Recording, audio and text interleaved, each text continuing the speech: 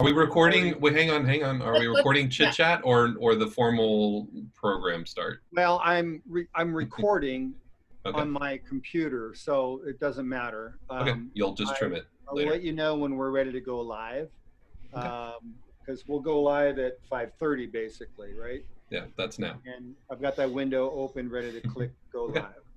Cool. But we can do kind of an official start to the meeting at maybe 5:45, and then I can introduce Mark to do news you can use, and then we've got a nice clean beginning. Yeah. All right, Okay. You have 7 in the waiting room. I'm gonna let them all in. So don't forget to tell people to turn off their video when the presentation starts. Be on your good behavior. Will do. Jane, do you want me to make an announcement for the membership? Yes, I do. Okay. I'm going to introduce the board, and I'll have your name at the end, and you can, you know, the email went out, what, it's been 2 weeks ago now, Robin? Out there? Yep. But it'll be good to just reinforce for anybody who didn't see that. Hey, Michael. Just let me know. Okay. Jordan. Alan. Hello. Howdy, y'all. Hi, Alan. Marie Louise. Hi, Paul. Hi, Bob. Hi, Michael. Hello. Hi, Keith. Hi, everyone. There we go. So we're getting them piled up. Hi, Louise. I really like seeing up Jordan. Hi, Dan. It's like the best view yet. Come on, get right in there, Jordan. Come on, don't hold back.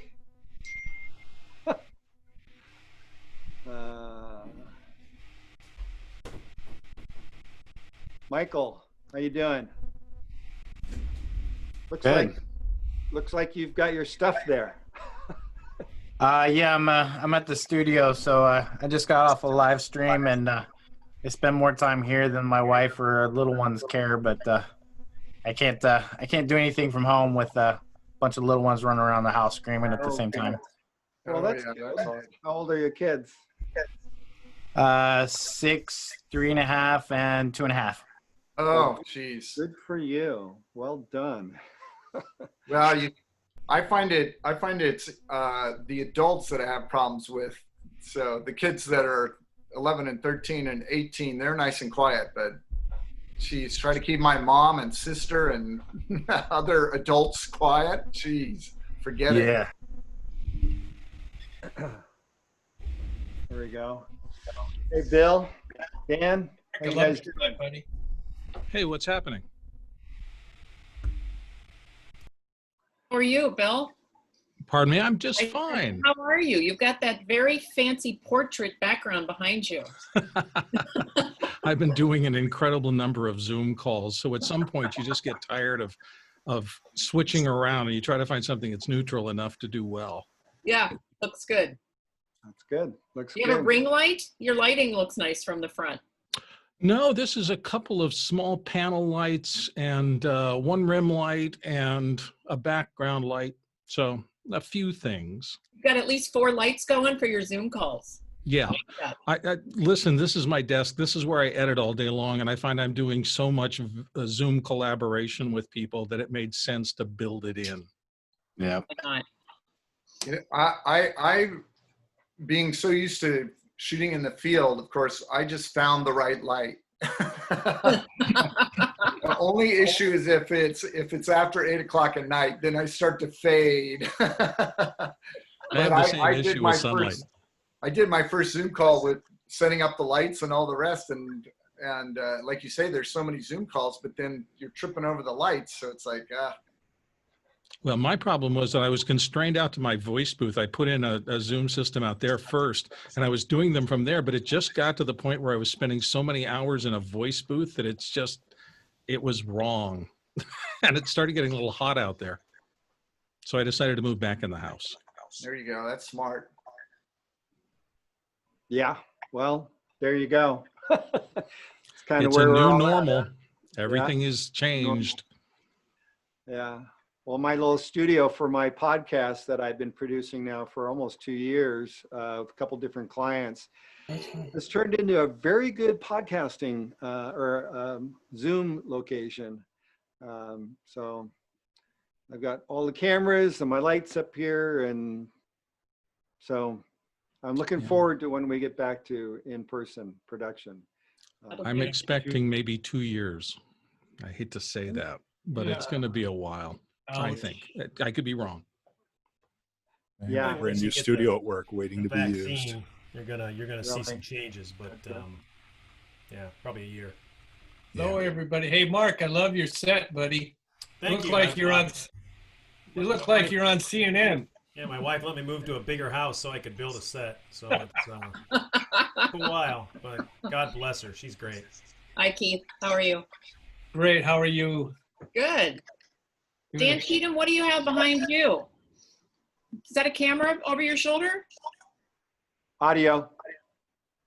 Turn your mic on. Turn your mic on for us. That's ASL for turning on your mic. That's a backdrop of Versailles in France. It's one of the palace ones. Very nice. Oh, Very very nice. Is anybody working on the backdrops 6 I work degrees with of separation? for photography and for video backups. So it's a green screen and all this other stuff behind there as well. Ah, Oh, very nice. Awesome.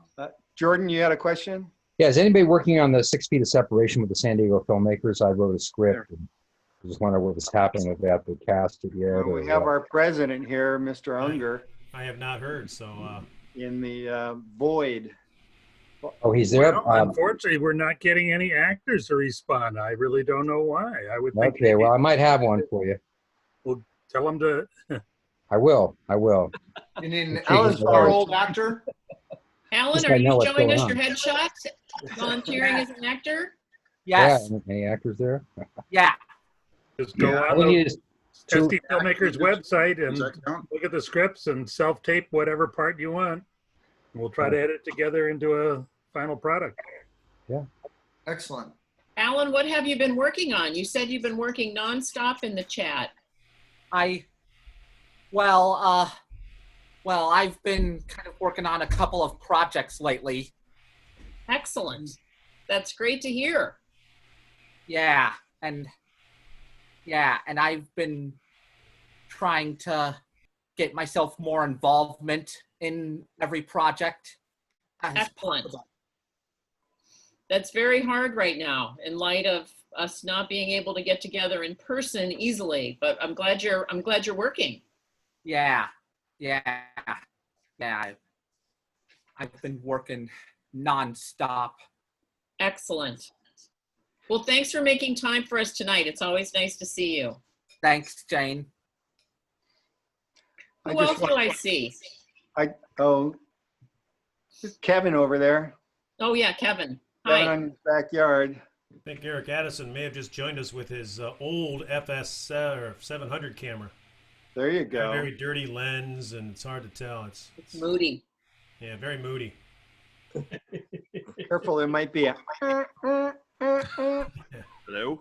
There we go. He's got his light. Yeah, oh, he's got that. Yeah, definitely. You need to turn down the gain on that guy. Wait, what are we talking? Oh, there. There we go. You guys criticizing my lighting? No. But just a little You bit. have some? I thought it was just the door was open. Well, it's good to see everybody too. Yeah. No, you can always come here and get a little grief about your audio and video production. Right. Brought out that FS9 there, Eric. How's it looking? It's looking good. I mean, they only sent it. They're sending it to me in parts. What? So yeah. So I got the camera yesterday. The cards come, I think, Thursday, and then the lens and the card reader. I'm not sure. I think those show up like a week later because everything. Well, because Sony had that deal that 0% for 48 months, and I guess everybody just like was like me. It's like, well, I got to buy it, and so they just kind of sold out. So yeah, so I'm just waiting for the parts. I mean, I've got it set up downstairs with my other lenses on it and everything. So, but yeah, I can't record right now or use the cool autofocus. What's the payment like on that, Eric? That's a really good question. I believe, I have to look back over the paperwork, but I believe it's like $280 a month. So yeah, I mean, so if I just do one shoot a month, that covers the cost of the rental or the payment on it. Yeah. So I believe that's right. I might have that number wrong. So, but yeah, I mean, it was one of those things where, you know, I pretty much told myself I wasn't going to buy a camera this year, even though I wanted that one. But after talking about it with the missus, it's kind of like, well, you got to think, you know, hopefully a year from now we'll all be working again.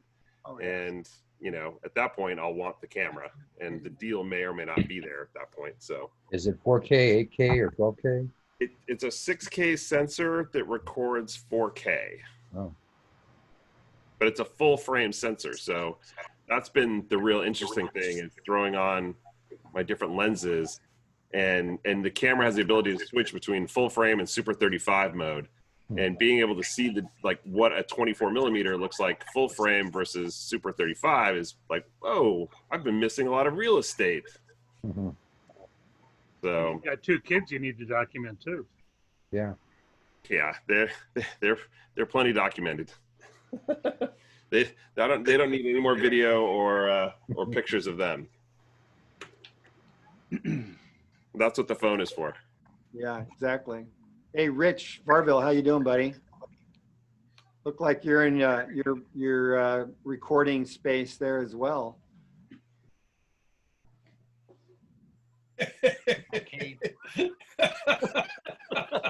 Keith reminded me that this is the universal. Soundproofing's working really well.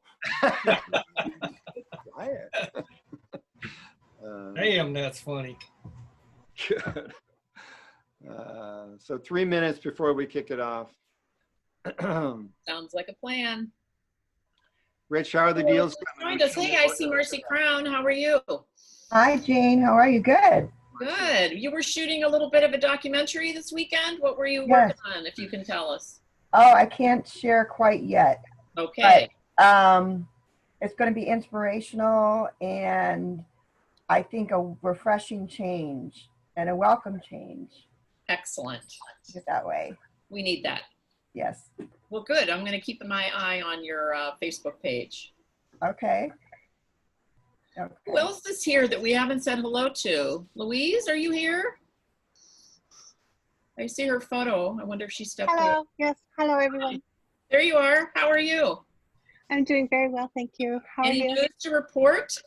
Anything new with you? No, I've been out of the country for almost a year, but I'm back. So, well, welcome. Thank you. Where were you? I was in Canada. Oh. Yeah. Were you working? No, actually, no. It was family stuff. Yeah. Glad to have you back. What Thank part you. of Canada? Adventures going back and forth across the border? Oh. Well, I guess I can go if it's an emergency right now, because I have a Canadian passport. No, that's lucky. Yeah. You're out of this country for a while. Yeah. So yeah, I spent most of the year in Montreal. It was cold. Don't you know? That's Minnesota. Yes. Stop it. Say that in Canada. Bienvenue aux États-Unis. Oui. Merci beaucoup. Jane, is it possible, I don't know many of the people here, is it possible they can introduce themselves, what they do in a couple minutes? I don't want to go over the time, but. Should we, I guess we could start that now. Tom, Robin, what do you think? Do we have time for that this evening? Just kind of a quick. I can go around and spotlight each person. Yeah, if we're doing news shortly and Jeff's coming next, could we maybe save the roundtable for afterwards? Okay. Potentially. I like that. Yeah, we'll have it when things are, everybody's kind of breaking up and getting loose. Then we can go around and share. Like Keith likes to do. Keith really likes to share. He does. Big share. It's helpful for me because if I'd like to use any of you guys for any of my work, I know who you are and what Oh, you well, do. my name is Mark Mason. Have I worked for? We won't do a shameless plug. Been editing for 35 years. Right. I'll wait Would till be the end. helpful. Thank you. I'll Really wait good till the idea. Still on the first edit. It's killing me. All right. Are you ready to start it off, Jane? I'm ready to start it off. Everybody else ready to start it off? All right. So I'm going to spotlight this to begin with. I'm going to see if the go live begins. Preparing the live stream meeting, and it's doing its thing. Redirecting. We are live. Here we go. And I need to turn my doing its thing. And here you go, Jane. You are up. Hi, everybody, and welcome to this evening's SD Media Pros meeting. It's a beautiful evening here in July in San Diego, and we're glad that you're going to spend some time with us this evening.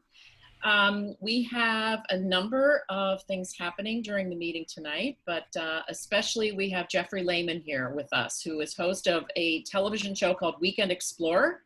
And he is going to talk to us about his hosting and producing duties on Weekend Explorer, but more importantly, he's going to share his perspectives on how production is going to be changing. Right now, as you know, none of us are working too much, and Jeffrey has some insights on how he thinks things are going to change as we go forward. So we're going to get to that in just a little bit.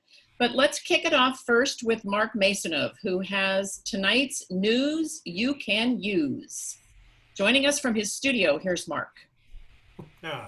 Thank you very much, Jane. Yes, so we do have a news you can use segment, and I'm excited because tonight we get a chance to get this going here, to actually do something I never get a chance to do before. And that's, we have actually breaking news. I don't get a chance to do breaking news very much, so here's our breaking news sound. I hear a music theme. Breaking news, ladies and gentlemen. This just broke a couple of hours ago. I don't know if you remember last meeting, we had two fine folks who were yelling at one another over the Trolls World Tour movie that came out, and AMC said, well, you can't play it because NBC wanted to have all their new movies come out, go directly to digital, and AMC said no, and that's big hassle. Well, that has been resolved just a couple hours ago. AMC struck a historic deal. If you recall, they're now going to be able to put their films on the big screen once more and grant Universal a smaller theatrical window, so it can be on demand sooner. How small? Well, the deal, Universal and Focus Features must play movies for 3 weekends or 17 days before releasing those films on premium video platform. Remember, previously they had the rights for 90 days, so that's a huge change for AMC to suck that many days back out for it to go online. So poor AMC, they're very sad, I'm sure, except that they get to share in the new revenue streams from the premium video on demand. So they have a nice little deal, and I think both AMC and Universal are very happy now, the heads of both of them, that they're able to see the ways and understand that art is important and doing it for the art. I'm sure that was the whole reason they were doing it, for the art. Moving along, we want to work on practice safe sets. Oh, shoot, sets. Sorry, I had that wrong. Sets. Practice safe sets. And what's going on here, there's a company, a group called Safe Sets International. Take a look at that website. You can go on there, and it has a neat little course and quiz you can take about safety on set.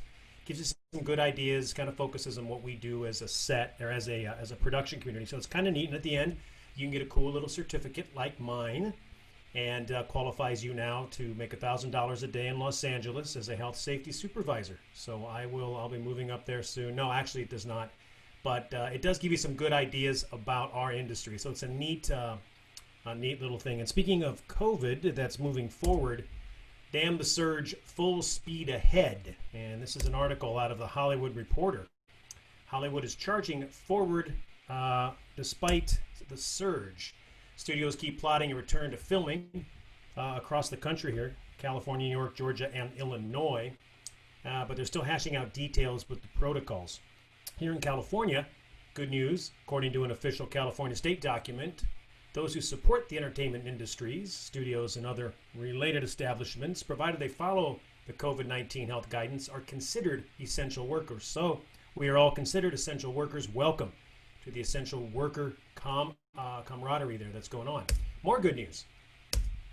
Film LA has now been seeing around 60 film applications a week, mostly coming in from advertising in the commercial sector. Georgia, they're still ramping up their productions despite the higher number of COVID cases there in the heated political battle, so they are marching forward. New York is entering their phase 4, which means they can have projects as long as they don't have more than 50 people. They don't interfere with hospitals or testing centers. They don't block streets or get too close to restaurants with outdoor seating without permission from the establishment. And, oops, excuse me. Come on. Okay.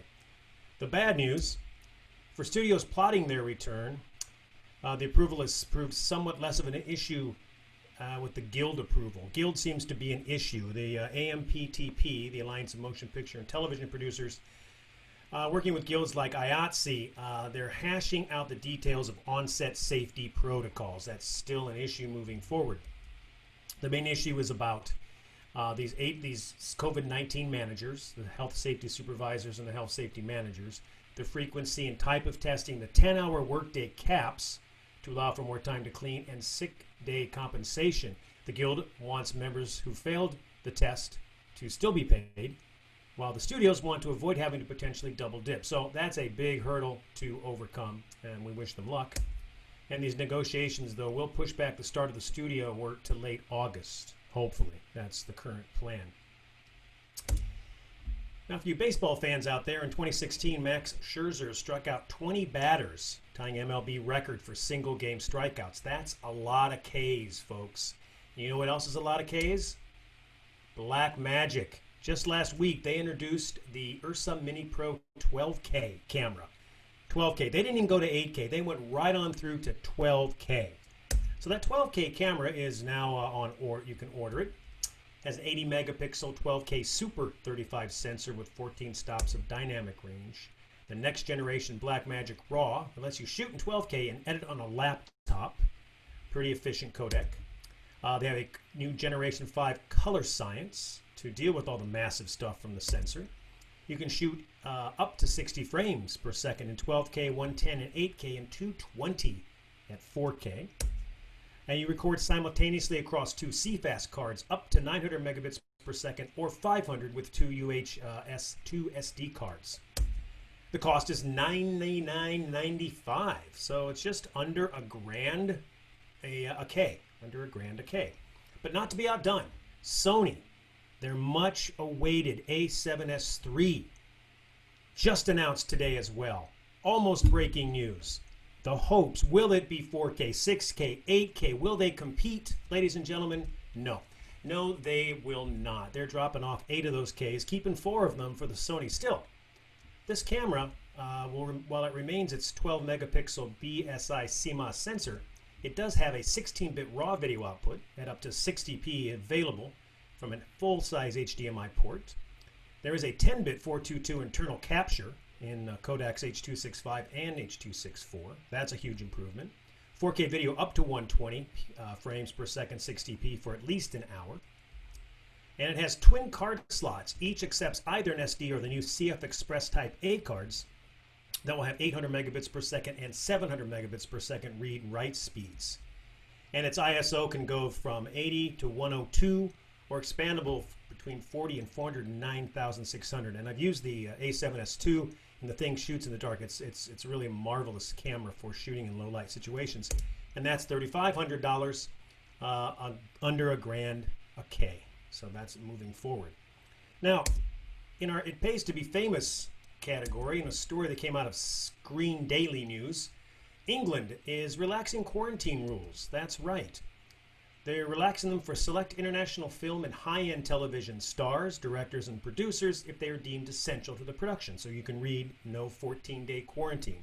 So come on in, Tom Cruise, just don't sneeze on the bagels, go right on through. That's kind of what's happening over in England. Now, to be fair, under the new rules, they will be controlled in a bubbled environment, and they still need to follow the government code of COVID guidance put in place by the protocols. And the exemption does apply to cast and crew coming into England specifically to work on film and television productions, which qualify as British under one of the government's cultural tests or official co-production treaties.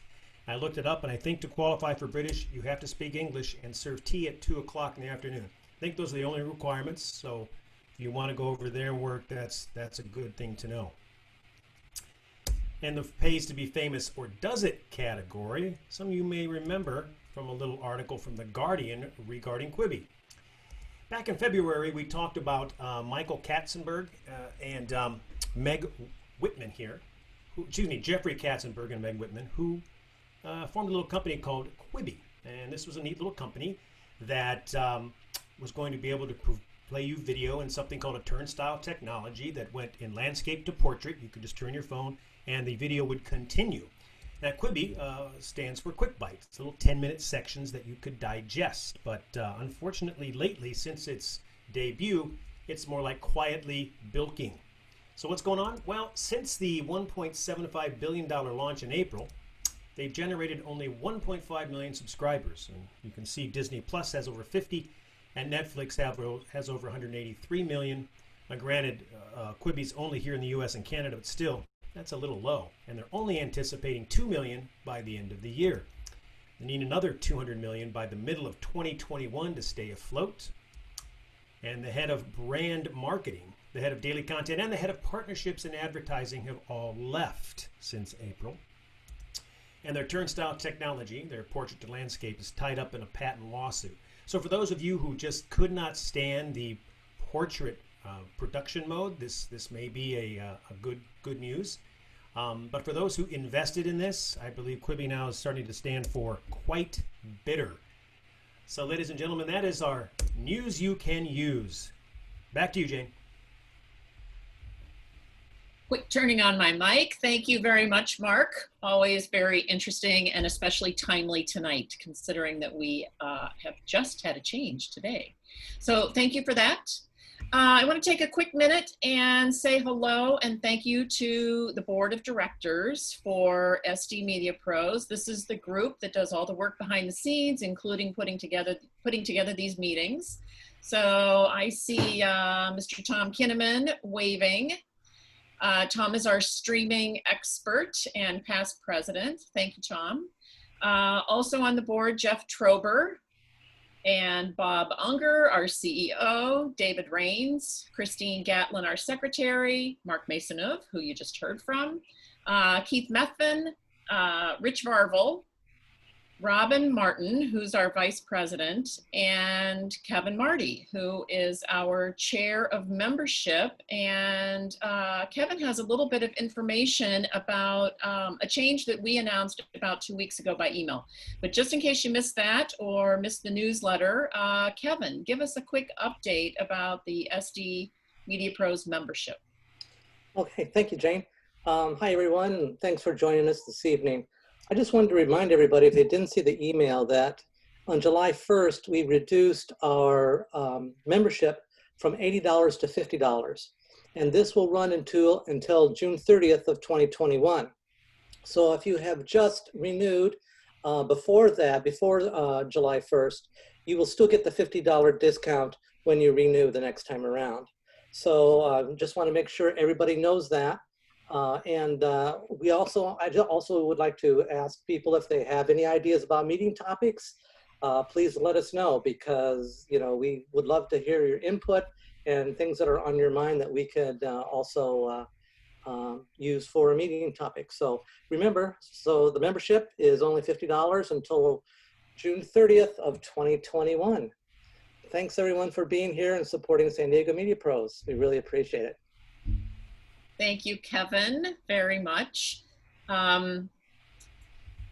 You're so important to us. I just thank you for being a member of SDMedia Pros. If you are not currently a member of SDMedia Pros, this is a really good time to join. And speaking of sort of things that are new, we've added a new page to our website, and Jeff Trober is just going to give us a quick update on what we have added to the SD Media Pros website. Jeff, Thanks, Jane. Yeah, we've added a special COVID update page. We were getting a lot of that on our resources page, so we broke it out. There's a link right at the top of the homepage, so you can find those resources. And Mark and the team are coming up with various things, news about COVID that we will post there. And also, as I mentioned, there is a resources page where you can find the news you can use, highlights, and other things that will help you get through this time, educational things, and things about film festivals and such as that. So we're trying to keep you informed with the website. So check it out. Very good. Thank you, Jeff. Just a little bit of housekeeping. As we go through the presentation with Jeffrey Lehmann tonight, we'd like to recommend that you keep yourself on mute. We are also, we're interested to see how the web connection goes tonight. Last time, as you may remember, we had a little bit of connectivity issues with our speaker, and we had everyone turn their cameras off. So whether or not that's necessary tonight, I'm not quite sure. We'll kind of keep an eye on that and make an announcement if it is.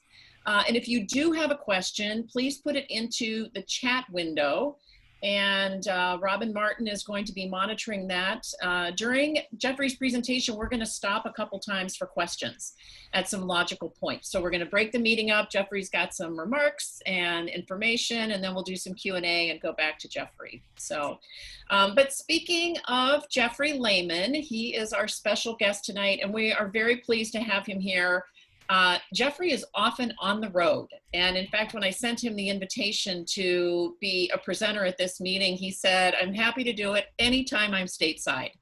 So, and knowing how often he is out of town, I decided to grab him now while we had this opportunity. So I titled this presentation On the Road with Jeffrey Lehmann, but as we're going to hear from him tonight, he's not exactly on the road right now. So maybe we should have called it Not on the Road due to COVID. But he's going to give us a look at his work for Weekend Explore and all of the other documentaries and programs he's part of, and a kind of an inside peek at international production. I'm wondering if you can hear my puppies in the background, and if you can, I apologize. But anyway, without further ado, Jeffrey Lehmann, take it away. All right. So I think I'm going to add a little bit to what Jane was saying. She sent me a request, and the only reason I agreed to talk was knowing that I was never stateside, so the possibility of being here at the same time as a meeting was very small. And then what happens? Coronavirus comes along, and I'm stuck here. I can't really even say I'm anyplace else. But when she first requested that I talk, she didn't understand why I was responding, and the reason I wasn't responding was I was on an 8-day 23 national and state park tour of the Southwest national parks in Nevada, Utah, Arizona, and all the way over to Colorado. And you'll probably see, you're going to be seeing a couple of pictures today from that. And I'm going to jump right in here to share a screen. And let's go to full screen. And the show that I produce is Weekend Explore. I'm going to show you a sample video, but it's not going to be of Weekend Explore. We came up with On the Road with Jeffrey Lehmann. But as we began to talk about this, it became clear. Jane had seen this talk that some of the rest of you may have seen as well, that I gave at San Diego Filmmakers about 1.5 years ago. And that was about producing on the road in destinations both abroad and international, and that went quite well. And I am going to speak to that a little bit today.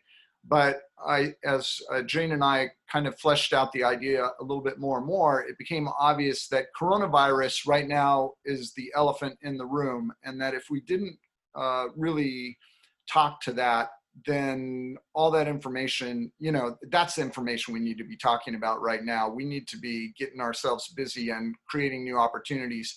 And so I wanted to share some of the things that I'm doing in that respect. I have a series that's that airs nationally on PBS stations and then on 27 Cox stations across the country. It also airs in a dozen foreign countries.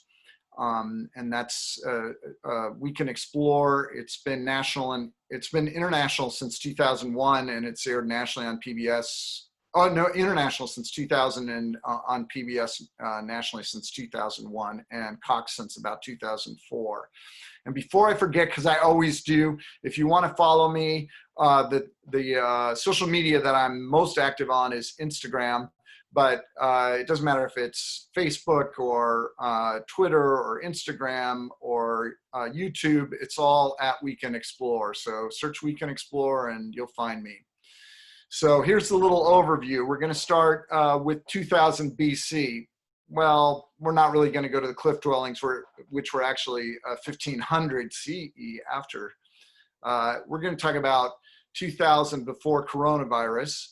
And again, this is an overview. Then we're going to talk about the present, which we're all kind of stuck in, as my cousin here was stuck. Then we're going to talk about the future, and maybe not quite so futuristic as UFOs, but masks and what production is going to be looking like, and in the not too distant future, I'd say, after, if you consider we've been here stuck in this kind of endless circle since March. And between each one of these, we're going to have questions. So go ahead and type your questions in as you have them into the comments. And at the end, we're going to do a live screen. So we'll be answering questions as we go along, because I want this to be pretty interactive. And I think I've created a presentation that's going to allow us. Now, before coronavirus. So I know some of you are young. So maybe you weren't born at this point, but I want you to put on your thinking caps and remember when the biggest thing we were concerned about was AB5. I know it's hard to believe, but that was this year. And this is a monster that's going to come back. And my little prediction on that is it's going to come back worse than what it was, even because with coronavirus happening and with this PUA that the government's been offering, I think they're going to be looking to people like most of us are, independent contractors. And I think that system's going to change, but that's all production. But before coronavirus, you know, we were able to get into crowds. We didn't have to worry about social distancing. It was all, I mean, it's just hard to imagine this wasn't even a year ago.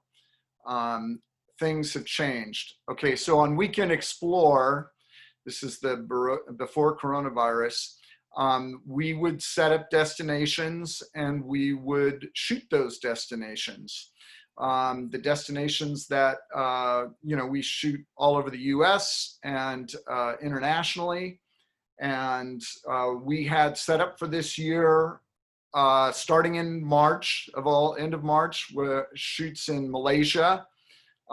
April was going to see us in Puerto Rico and the US Virgin Islands. And then in May, we were going to be in Indonesia, and we were going to have a couple of little shoots in the US at different destinations in there.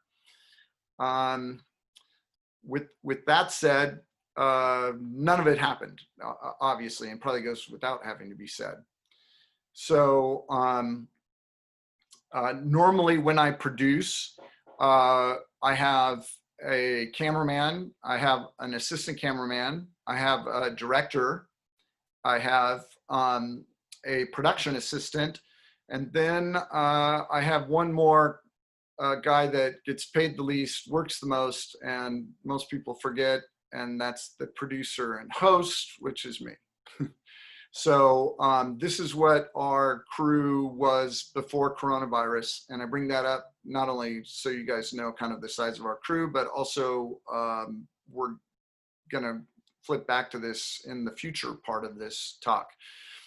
Sometimes there was one more person, and actually probably about 50 to 60% of the time, and it was I would bring what I call a co-hostess, but she really didn't speak to camera much. She mainly responded to we would go on adventures on camera together. So the thing I think that's most important, and I put it into every time I talk about production, and that's safety. And I think if we even got a sprained ankle on our shoot, that our shoot was a bit of a failure. And anything worse than that, it is a failure. I think that safety is absolutely the most important thing on any shoot. And considering we do adventure, which is intrinsically dangerous, it's just been amazing that we have literally had no injuries in 20 years of doing my series. So I feel extremely lucky, but it is something that I focus on constantly.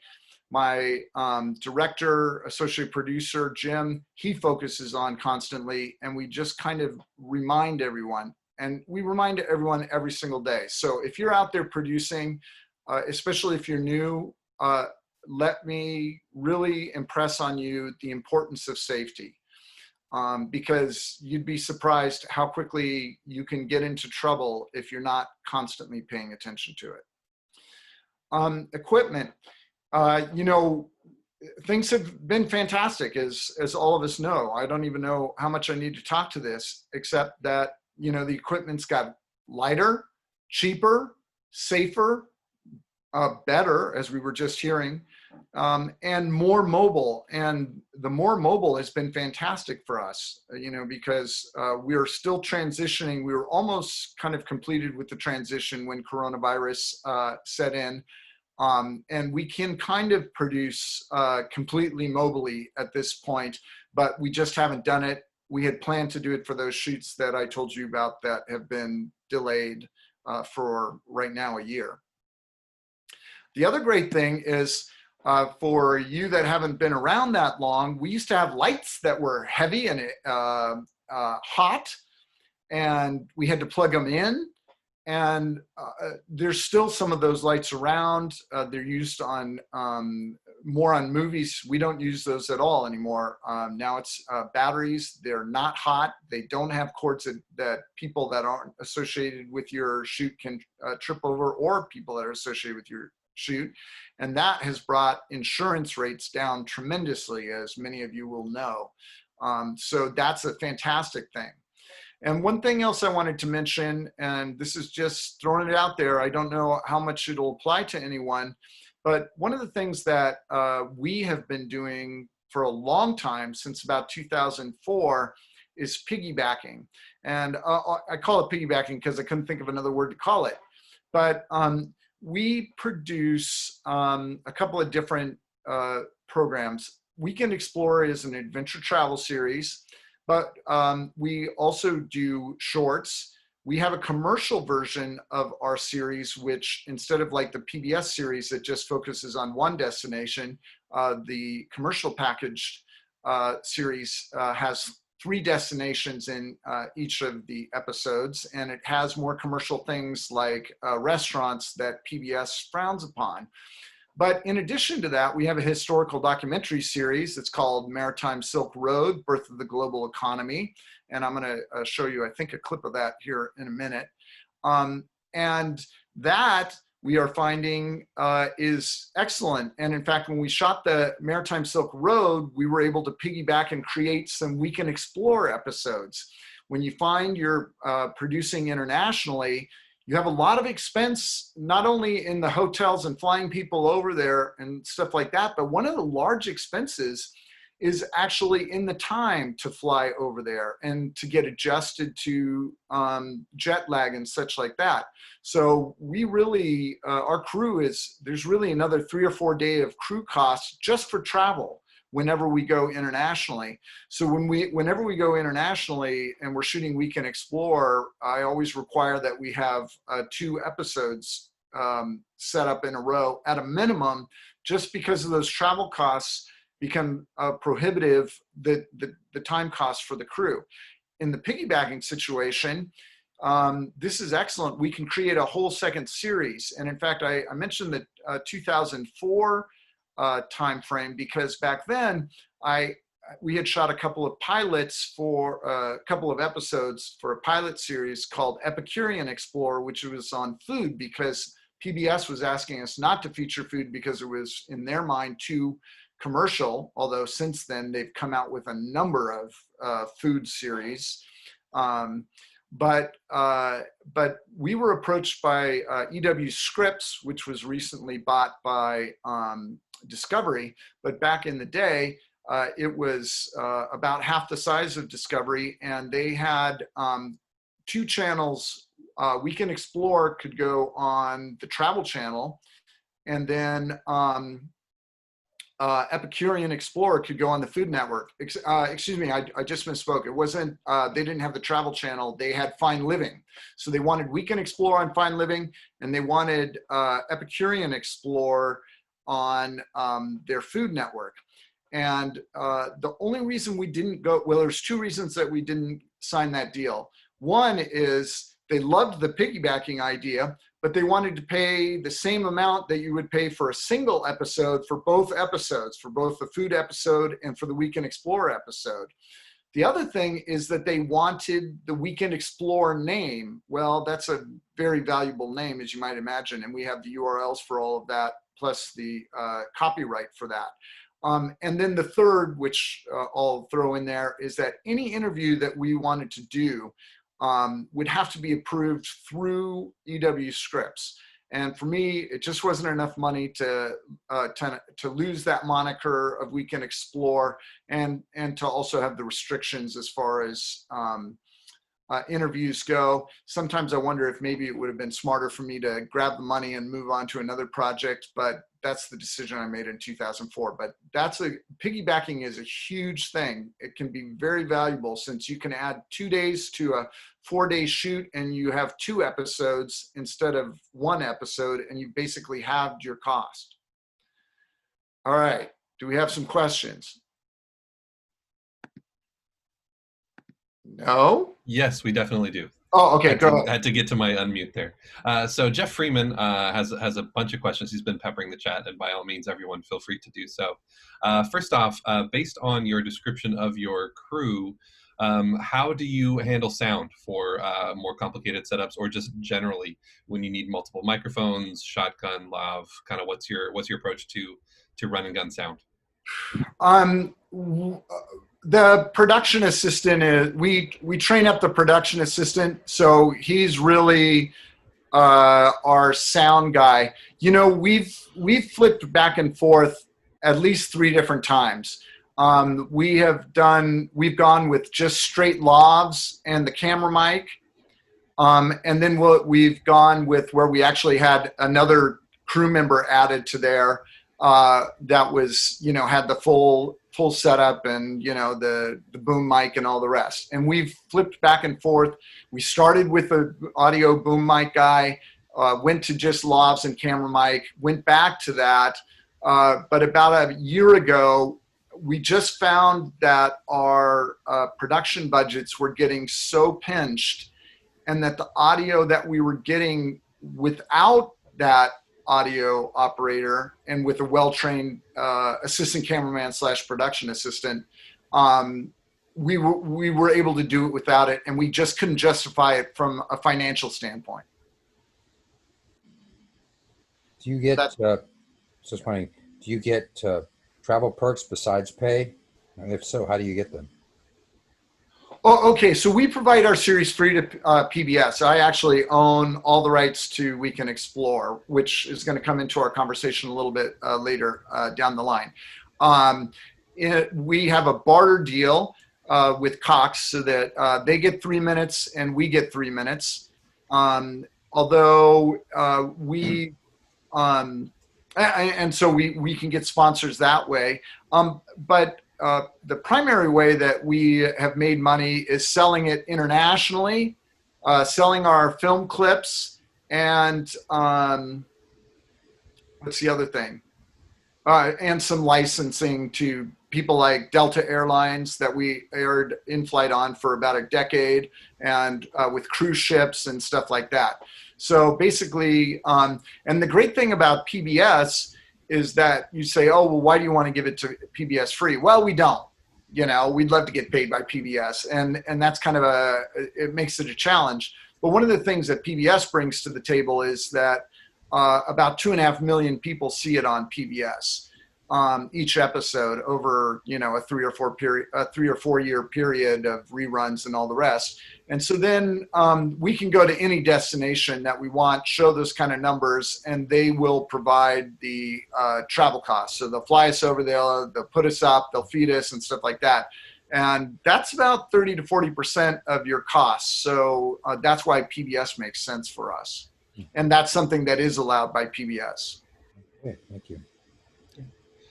We have another gear question, and then we can start to pivot to maybe some general production questions that are popping up in the chat. So if you would just sort of like round out, what's your package that you're traveling with in terms of camera, lights, lenses, etc.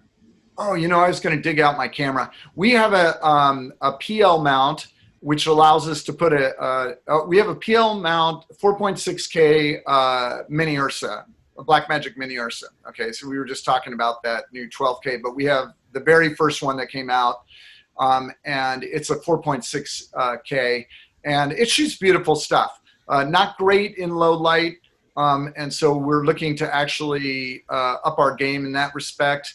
And then we have a myriad of other, you know, GoPros and other cameras that we mix in there, but in very limited fashion. You know, obviously when we are whitewater rafting, it's very natural to have, you know, the GoPros and that kind of stuff. But otherwise, that's kind of the mix that we have. We have, and again, we are traveling up mountains and, you know, over rivers and stuff like that. So we went about 5-6 years ago into all backpacks. So we have 3 backpacks. One backpack is with all of our lighting equipment. One backpack is with all of our audio equipment, and one backpack we can actually pack our entire camera in, and then we carry the tripod. So that's kind of how we pack stuff up. And as far as lights go, we have 3 rather large LED lights, you know, where you can adjust the color temperature. And then we have about half a dozen handheld lights, and we have a reflector.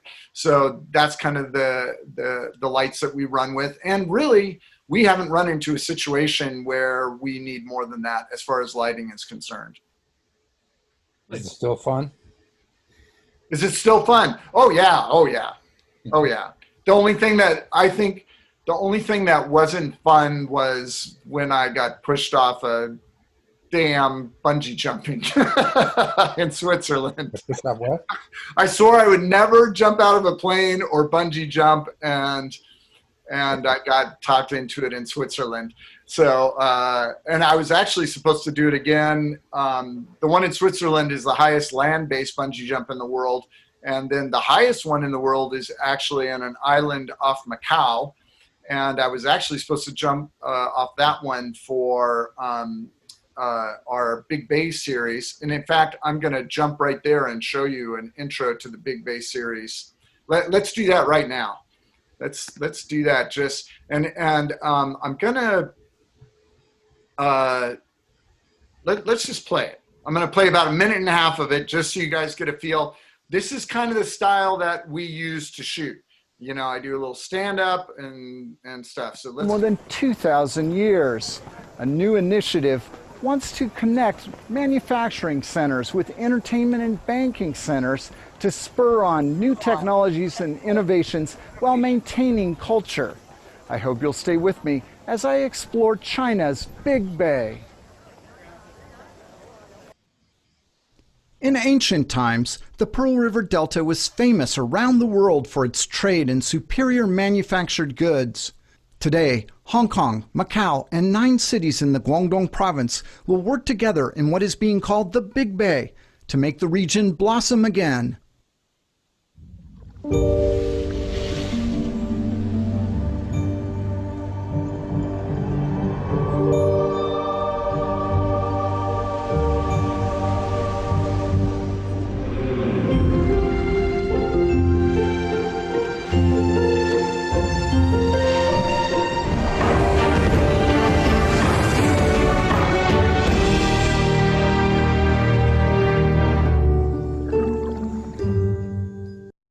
All right. So, Guangzhou is the trade cap. And stop sharing that. Yeah. And I'm going to go back to where we were at a second ago.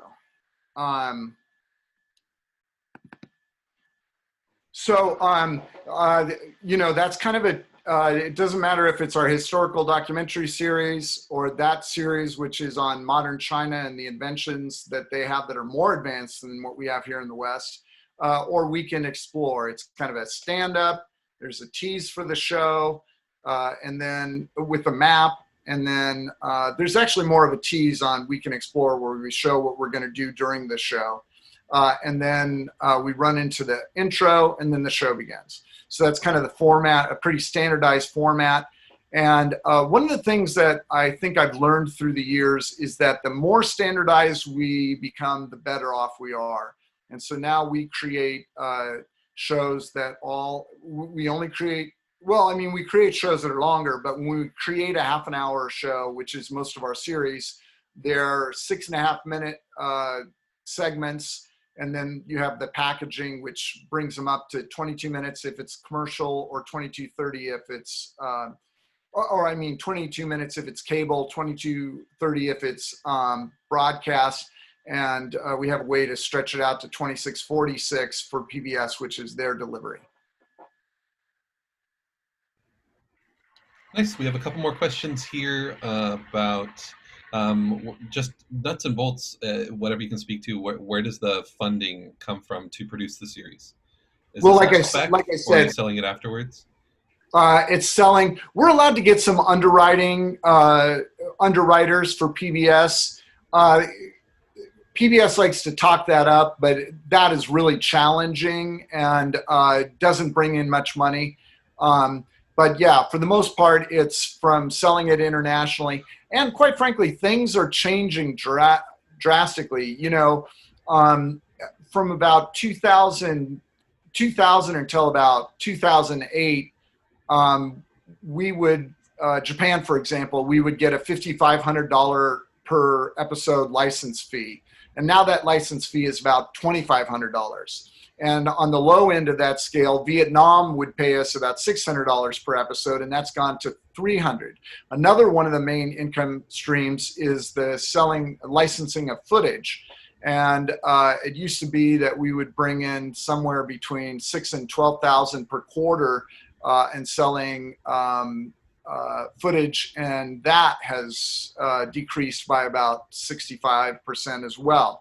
So, you know, but now there's new opportunities. You know, we're looking to launch a YouTube channel, and we're going to create stuff specifically for YouTube, but using some of the stuff that we've edited before, as well as doing some other licensing stuff that we're still looking, not only licensing, but also like creating channels where people can subscribe and stuff like that. So we're in the midst of doing that. Great. I'm going to talk a little bit more about that when we get into the present. Fantastic. Got another question here that would probably be good before we move on to the new normal is, how did you work with any local fixers or folks, you know, at the locations you're traveling to get permits if necessary, to line up locations, authorities, interpreters, all that kind of stuff?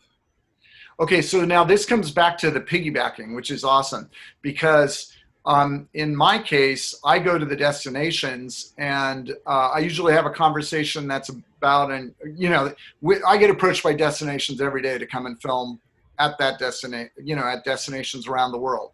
You know, we're only able to shoot in maybe 6 to 10 U.S. destinations, and then maybe 3, 4, at most 5 international destinations. And it's important to remember, again, what I said when we go international. If we go to Malaysia, we're going to shoot 2 shows in Malaysia. So any international destination counts as 2 shows. And we're trying to produce about 12 to 13 Weekend Explore episodes per year. That's the goal. But we go to the destinations, come to us, and I have a conversation with them. What's a good fit with Weekend Explore, and then I send them off to set it all up. We talk about what their attractions are in the area.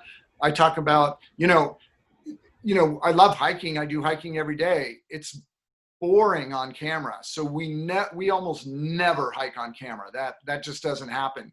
So where they might suggest, oh, we've got this beautiful hike, I'll ask them, well, can we mountain bike? Or, we try to find something else to do in that area because hiking's so boring. We just really almost never do hiking. So, but there's visual aspects to it. There's, just things that, from doing it from 20 years, and actually we knew it within a year or 2 years, what works on camera, what doesn't. And then there's always surprises. There's this great thing in Tasmania called the Tahoon Airwalk. And it's this bridge, it's this cantilevered, it's not a bridge because it doesn't go all the way across, but it's a cantilevered viewing platform. And Australia said, we're not interested in, that's not going to come out. It's not going to be that beautiful. And I was like, well, we're already there. Let's shoot it. And boy, that's what all the audience was just all about that. It's just amazing. You're about 600 feet in the air over the confluence of 2 rivers out in an area that is just wild as can be, with huge 100-foot-plus eucalyptus trees and all the rest, and ferns everywhere. So it turned out, that's one of the crazy things is in my, I don't know how this will apply to everybody else, but in my profession is that sometimes you got to risk it a little bit. Sometimes you got to go, it may not work, but let's give it a shot. If it doesn't add too much time and it's close by and something like that, give it a shot, especially if it's new. Because sometimes you go there and you say, this is going to be the highlight of the show, and then it just drops dead. And then you get this other thing where it's like, oh, this might be interesting. And it's like, oh my gosh, this is amazing. So, it comes back to that creativity, and you've got to be open to, ideas. So Jeffrey, I have a question for you, kind of along the lines of what you're speaking to now and thinking as a producer. Are you pre-scripting so that you know exactly what it is that you are going for? Do you go out with a shot list and kind of fill in the list? Or is your shooting philosophy to just kind of film, and then figure it out later? Or are you actually more kind of refrained and restricted in what you're shooting because you're trying to manage resources? Okay, So yeah. what's your philosophy about all of that? Okay, so on Weekend Explore, it's a travel log. Okay, I know a lot about these destinations before we get there. Most of them I've been to. I would say about 75% of our destinations I've been to, and I read a lot before I go and stuff like that. But this is really key. Is that I think we're storytellers. So in my mind, and I didn't start in front of the camera. I started editing and creating these stories and doing shorts and stuff like that, like most everyone here tonight did. And so the key thing is that I know what makes a good segment. I know what shots are needed. And so I know, and you can't tell how far a cameraman zoomed in or zoomed out, or you can a little bit if you kind of really know your camera, but I really know my camera and I know exactly what I need. And I'm putting the story together as we go along. And I'm already taking notes, like maybe not at that moment, but when we get back to the car, I'm typing in, this is a little joke I thought of that I can include in the script. And here's a little, so I've got this outline. So when we come back and we're putting this together, it's really fast for me to put a script together. And let me tell you how important it is that I did that, because we applied to do the Maritime Silk Road, which is we won Documentary Series of the Year award in Guangzhou which has, or the Guangdong province, which has a big international documentary film festival. And we won a bunch of other awards with that series as well. I applied for the permits to shoot in China in 2009. I didn't hear back from them again until August 2016. And they said, if you came, when would you want to shoot? And I said, well, if we know before the end of the year, we can shoot in May, because I know how hot it is where we were going to shoot. And if we get the permits after the beginning of the year, then we're going to shoot, we'll shoot in October. I get a call in the second week in April, the week before I helped throw a conference for the North American Travel Journalists Association. And the next week is the NAB conference where I bought the 4.6K Mini Ursa. And we knew we were going to buy all this equipment. And then they said, we have film permits for you. And I said, great, we'll see you in October. They said, no, they're for May. And I said, I can't put a crew together in 2 weeks and I'm going to be gone the entire 2 weeks. And they said, shoot in May, or not only will you not be given permits to do this, we will never allow you to shoot in China again. So that was, you know, and then I'm such a rebel that I was about to say, well, we're not shooting, right? But then they said, and this was when the permit was for an hour-long documentary, right?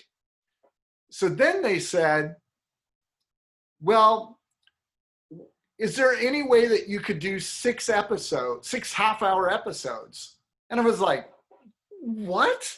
And you have to understand that my idea, and when I did the research, was in 2009, and this is 7 years later. And I said, who's asking?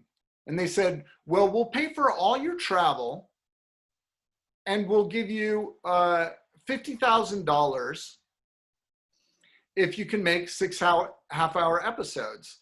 And I said, let me sleep on that.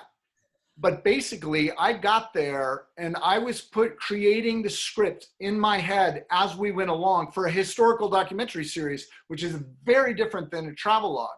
But if you're a storyteller and you're a practiced storyteller, you know what it takes. And I was sleepless by trying to put it together. But I think the key thing I'm trying to say to everyone is that at the end of the day, what we do is storytelling, and you need to be practicing storytelling every day because you never know when the opportunities are going to drop in your lap. And I thought when I said yes, I'm like, I don't even know how I'm going to stretch this idea out to 6 episodes.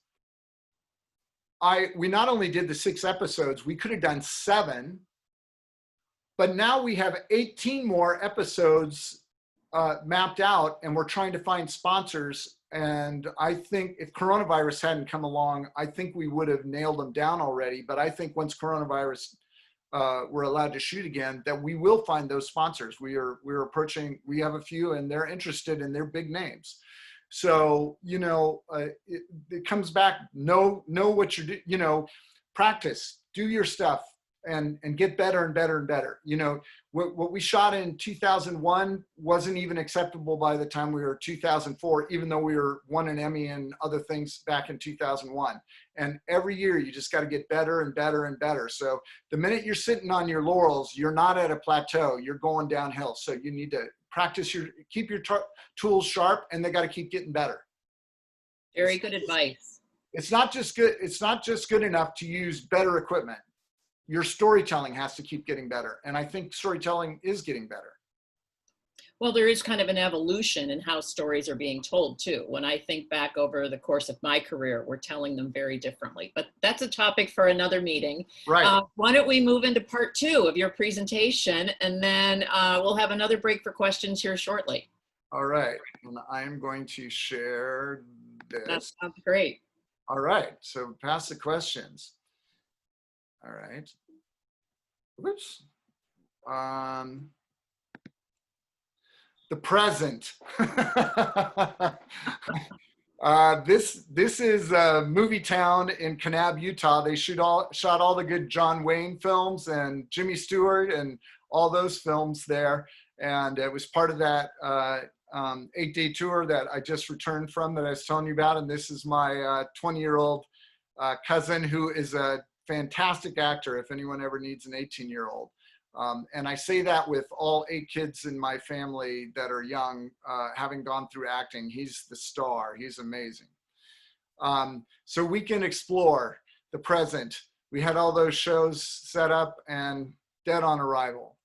So you wake up the day after, and you know, I knew in January because Malaysia, we were in talks with Malaysia, and they were telling me, let's set the date that your crew's going to come, and we're going to buy the airline tickets. And I was saying, but what about coronavirus? What about coronavirus? And I said, let's do another 2 weeks, and we'll make a decision. And we kept doing that. We kept doing that. And by the middle of February, maybe the 3rd week in February, I put the hold on all of the productions, even though we were talking to those destinations. And there's a tremendous amount of work involved. It takes 6 weeks of work to set up a 2-episode shoot in an international destination. And you've got to get that work done ideally 6 weeks before you go. So you've really got to be able to plan that stuff far out, because, you know, there's just so much involved, and you've got to make sure to make sure your equipment's up and all the rest.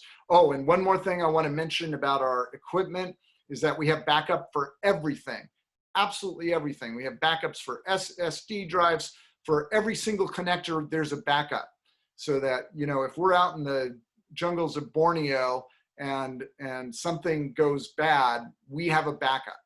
So that's a big thing I forgot in the first segment. All right, so now we have to pivot. We had to pivot to our new opportunities. Well, we've been so busy with producing We Can Explore episodes, because producing, you know, if you're in a studio, you can literally produce. You can sit in front of a camera and have some guests come in and produce an hour a day, no problem, you know, in a 40-hour week. And I don't say that offhandedly, that's a lot of work, but I've actually done that. So I know that that's very possible. Producing 12 to 13 episodes of We Can Explore a year on the small staff that I have right now, that's a challenge. You add another project like the Maritime Silk Road or the Big Bay series, and, you know, We Can Explore, you're only producing 6 or 8 episodes a year, because that's a lot of work. So there's a lot of opportunities that we weren't able to pursue. We have literally 1,000 hours of footage that we don't have in our stock footage library, because we just don't have time to put it in there and do all the cataloging, et cetera, that we need to do. There's other opportunities too, which I was speaking to in the beginning, which is, you know, taking our 6.5-minute segments that we do for the commercial and repackaging it to put it on YouTube, which is different content than we could put on as far as like full episodes on, let's say, Vimeo, because we're talking with them, or maybe on Amazon Prime. So all of a sudden, we went from this as fast as we can make it system of producing shows, where all of these other ideas were kind of back burner but important, to all of a sudden we have a load of time.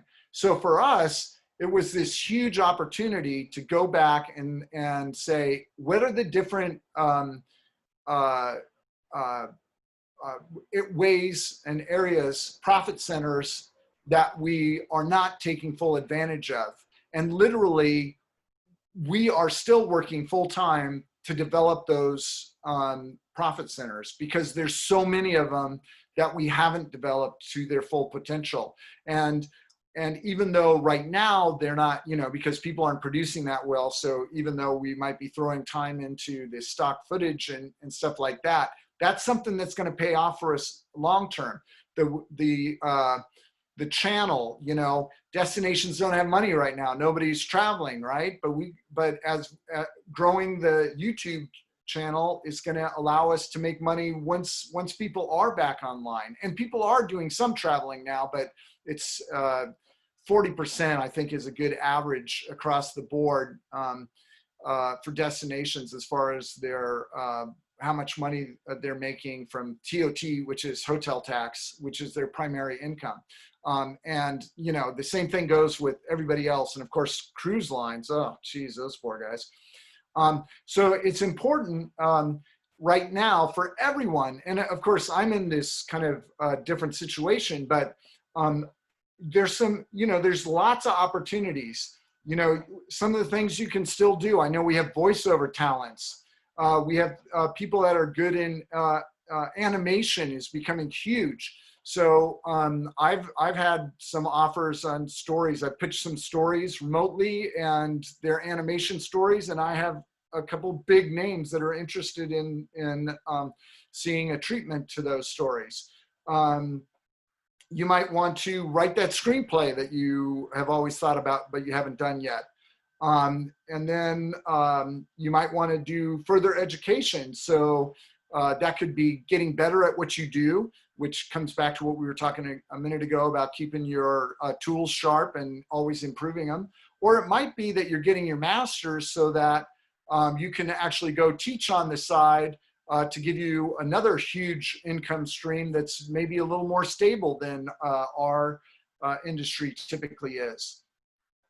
Musicians, you know, I know we have some great ones in our group, and maybe you know, consider creating some royalty-free music and marketing that. Maybe making a presentation like this one where you're getting people out there to know you a little bit better. All of these things are great ways that all of us can pivot. One of the things that we're doing for We Can Explore specifically is we're now creating, in addition to the ones that I've already talked to you about, is that we're creating, so that's the pivoting. And we were talking about monetizing the previous projects, but we are also creating travel guides for all of our destinations. And we're getting local travel guides to keep those always constantly updated. So I highly recommend, this is what we're doing, is we're creating new opportunities for ourselves. And in a year from now, which is when I think things are going to start getting a little bit back to normal, you know, my business is basically going to have doubled. My profit centers are basically going to have doubled. And so, you know, now, especially with a lot of us on PUA and stuff like that, we have this golden opportunity that we're never going to have again in our lifetimes, that we have time to do projects that we you know, we're forced, you know, that we might be forced into, but can create long time incomes for us.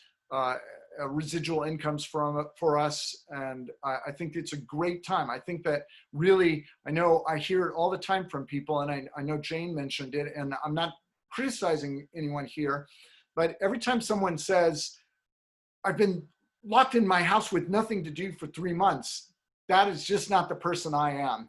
You know, literally the day after lockdown happened, you know, we were game planning. What's the next step? How do we pivot? How do we make money? How do we make what we're doing now better? And we've come up with more, even if we're locked down for another year, we won't be able to develop all of the ideas that we came up with within a week. So I encourage all of you, especially if you have extra time and you're not working full time right now, that there are ideas that you can develop. Oh, another thing I suggested here is to create a master class. So if you're really good at something, you know, you can create a master class, and typically the way you do that to make money is you create half of the class for free, and then once you kind of get them involved, then you ask them to, you know, hey, you want to learn more about this? You know, charge them a little bit amount. One of the things, I don't know what happened to the slide. I made it, and then when I flipped through this right before we started, it disappeared. But I'm really quite good on social media. And on my Instagram account, I have some posts that have over 325,000 views. Now, the average over the coronavirus era has been in the 25,000 to 30,000 views. But I've been averaging over 300,000 unique views per week during coronavirus. So that is not only good for my business, but that's an expertise that I have. I have about 29,000 followers on Twitter. You know, so if you have an expertise like that, you can create a whole show. And now, because we're media professionals and media is the future, and what we're doing right now is the future, you know, we have a voiceover talent expert, you know, creating online programs where you kind of get people involved. They realize, you know, you show them enough stuff to show that what you're talking about is valuable, and people are going to pay that money. And what we're creating with the Instagram, we're going to have, you know, people that are just doing it for fun. You know, that's going to, if they want to do the first 5, well, that's great. That gets them a good start. If they really want to start growing their Instagram, then it's going to be something cheap, maybe $6.95, $9.95. But we're going to do a catered Instagram program that's for destinations. 90% of the destinations out there, they are medium to small size. They don't have people that are specialists in social media. San Diego's giant. They have a whole company that does it. LA's giant.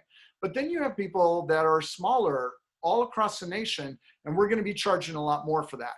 So, you know, we have a lot of experts in here with a lot of different expertise, and we have media capabilities. So for us, this is a natural to create things, create programs like this that we can create another income stream with.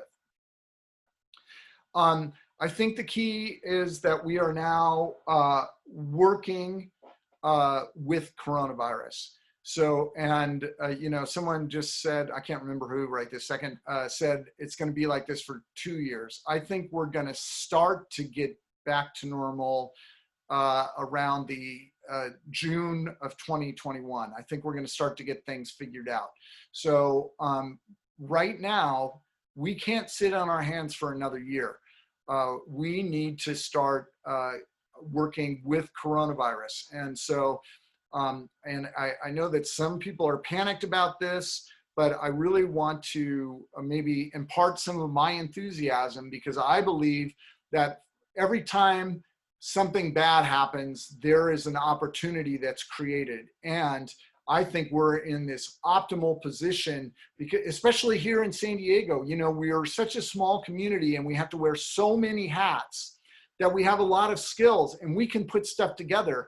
And we have this great group, San Diego Media Pros and San Diego filmmakers too, where it's like, if you don't have that skill, it only takes a couple of phone calls and you can put together some great stuff just from the 3 experts that we know. And we're such a small community that we're able to, you know, we're able to do that stuff. It's amazing what our community can do when we work together.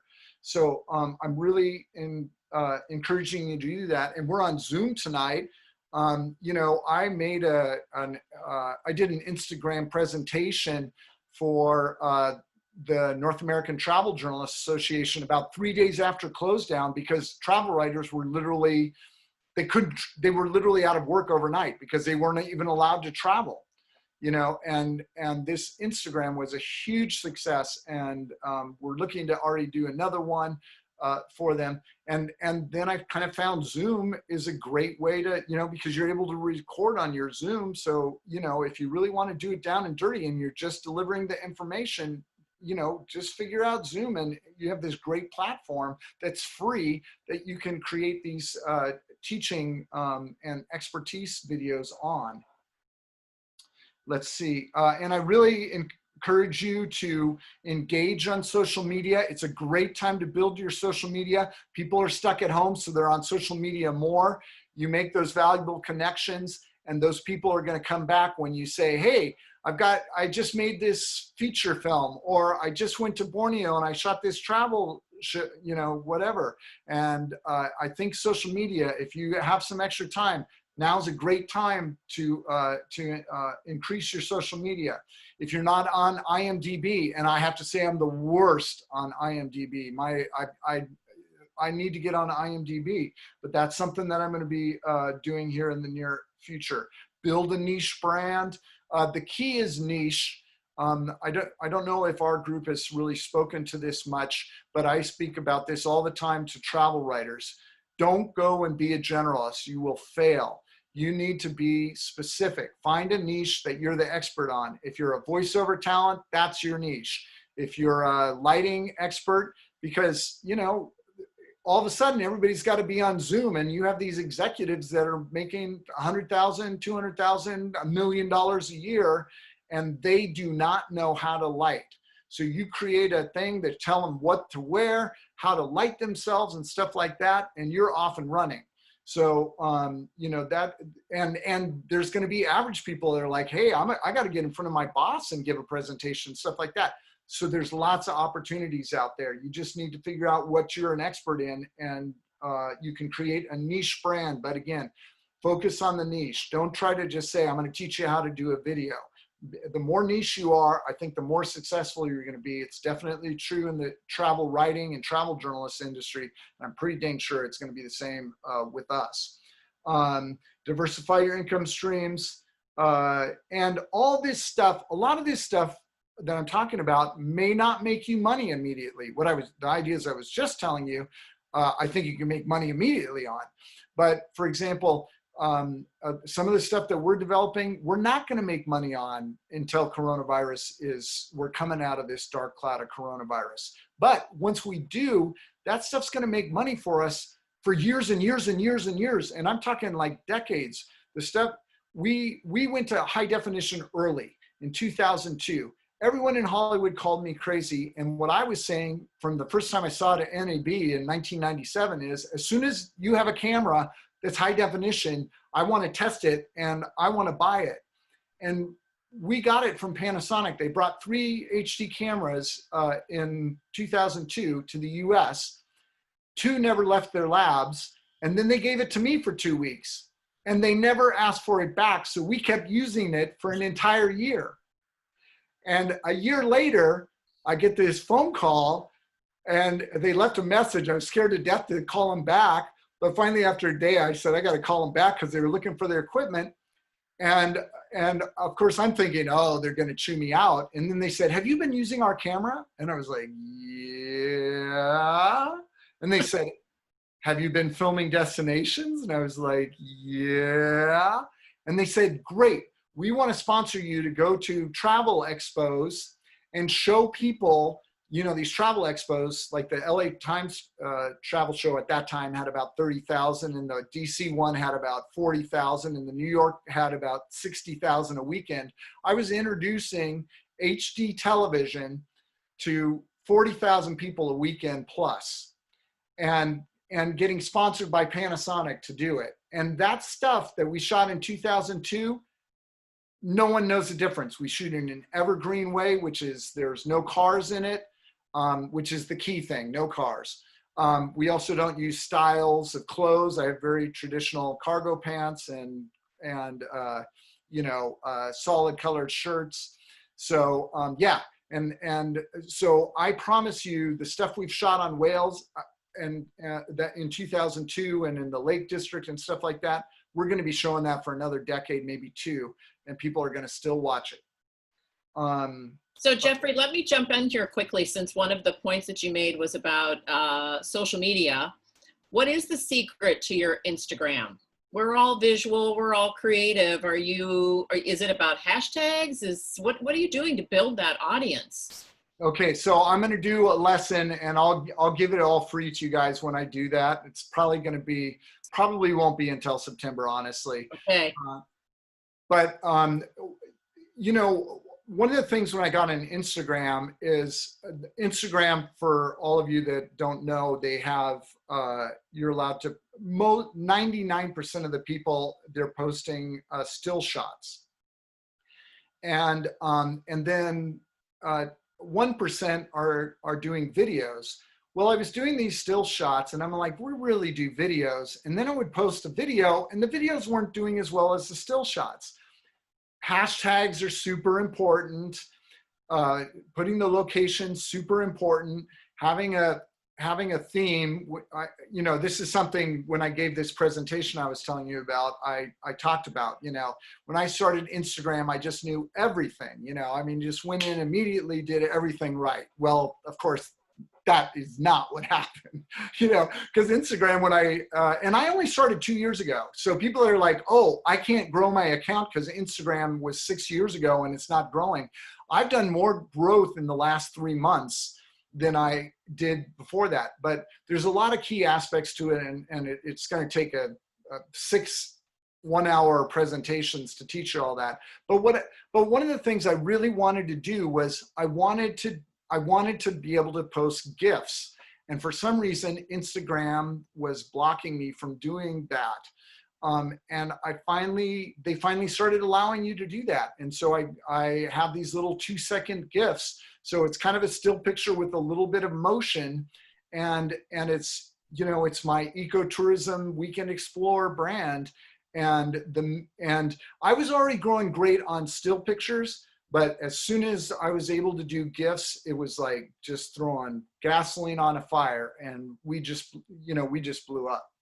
So, so again, it comes back to niche. If all I was doing, even if I was doing GIFs, which is pretty unique on Instagram, on all kinds of different travel stuff, I would not be as successful as what I am. Every day people want to go and they either want to see something amazing like the cliff dwellings I showed you a few minutes ago, or a large wild animal like buffalo is my post today in Yellowstone. Not Yellowstone, in Mesa Verde. The Grand Canyon. Jeez.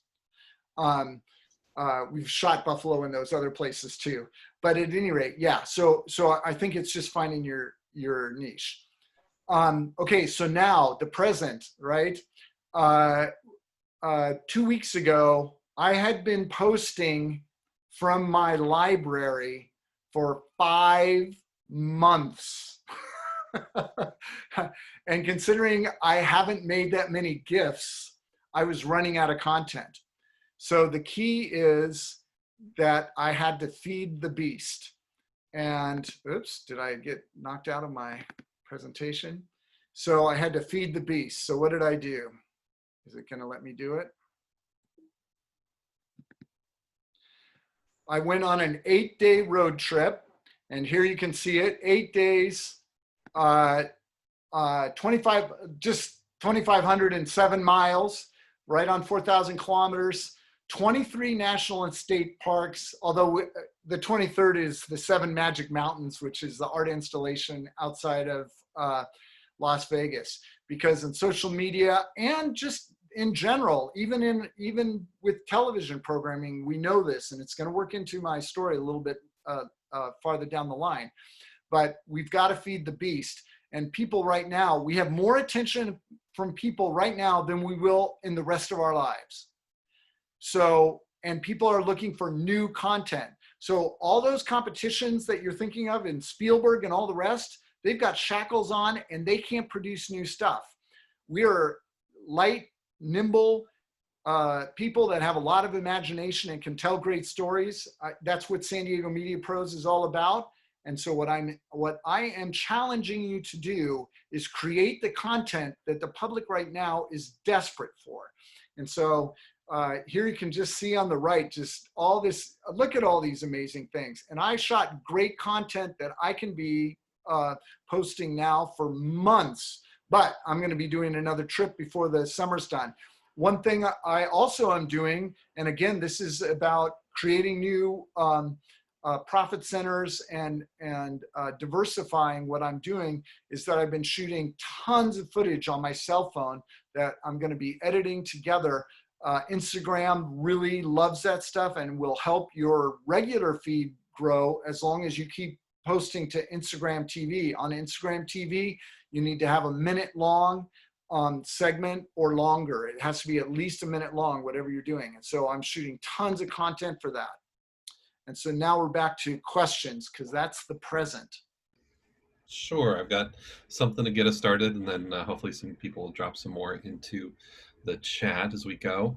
So you kind of alluded throughout this section, kind of working with your team to pivot, to monetize existing content, and even with what you just described, going out and strategically filming some additional material that then hopefully you can build on and draw from for, some months while you wait for, further travel opportunities to come along. So if you would sort of describe a little bit, are these folks that are with you as employees, as far as AEB5 is concerned? Are these all independent contractors? Is this really you and kind of you reaching to your network to kind of workshop some of these ideas? Essentially, kind of who are the helpers? Who's the we that's helping you do this pivot? Okay, so I have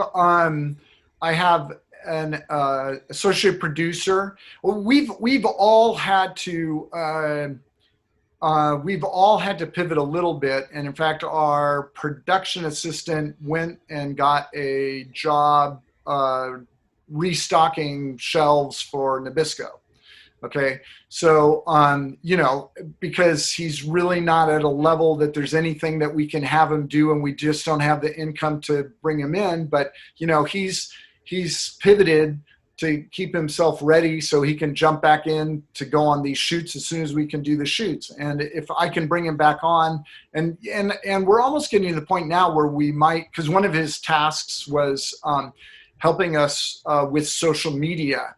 And that was something that he was doing an hour a day, helping us with. Part of the reason that we don't have him doing that right now is that Instagram nails you if it's not from the same phone that it was posted by. So, and the reason they do that is they don't want bots in Eastern Europe, going in and, somebody hiring to get, just lots of comments and stuff like that. So I understand it. In our situation, we're building a brand, and it shouldn't be applied to us, but they kind of apply it universally. But yeah, and then my associate producer, he is doing what he's always done, which is he's always on top of the equipment.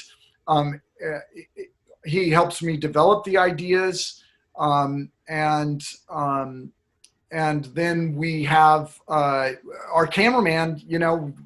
I can't use my cameraman right now, but now as things are starting to open up and there's some hotels and stuff like that, we are looking to, now my cameraman was never full-time with us. He only shot with us a third of the time, or a fourth of the time.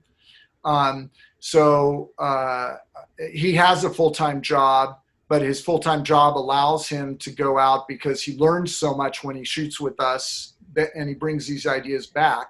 So he's actually in a great situation because he's working out of a studio. So we kind of, we can't use a cameraman until we can shoot again, but we are starting to look to do some regional shooting where it's maybe one or two of us. And that's going to come up in the future segment in a second. Great. And might sort of follow up there, maybe exactly where you're headed next is,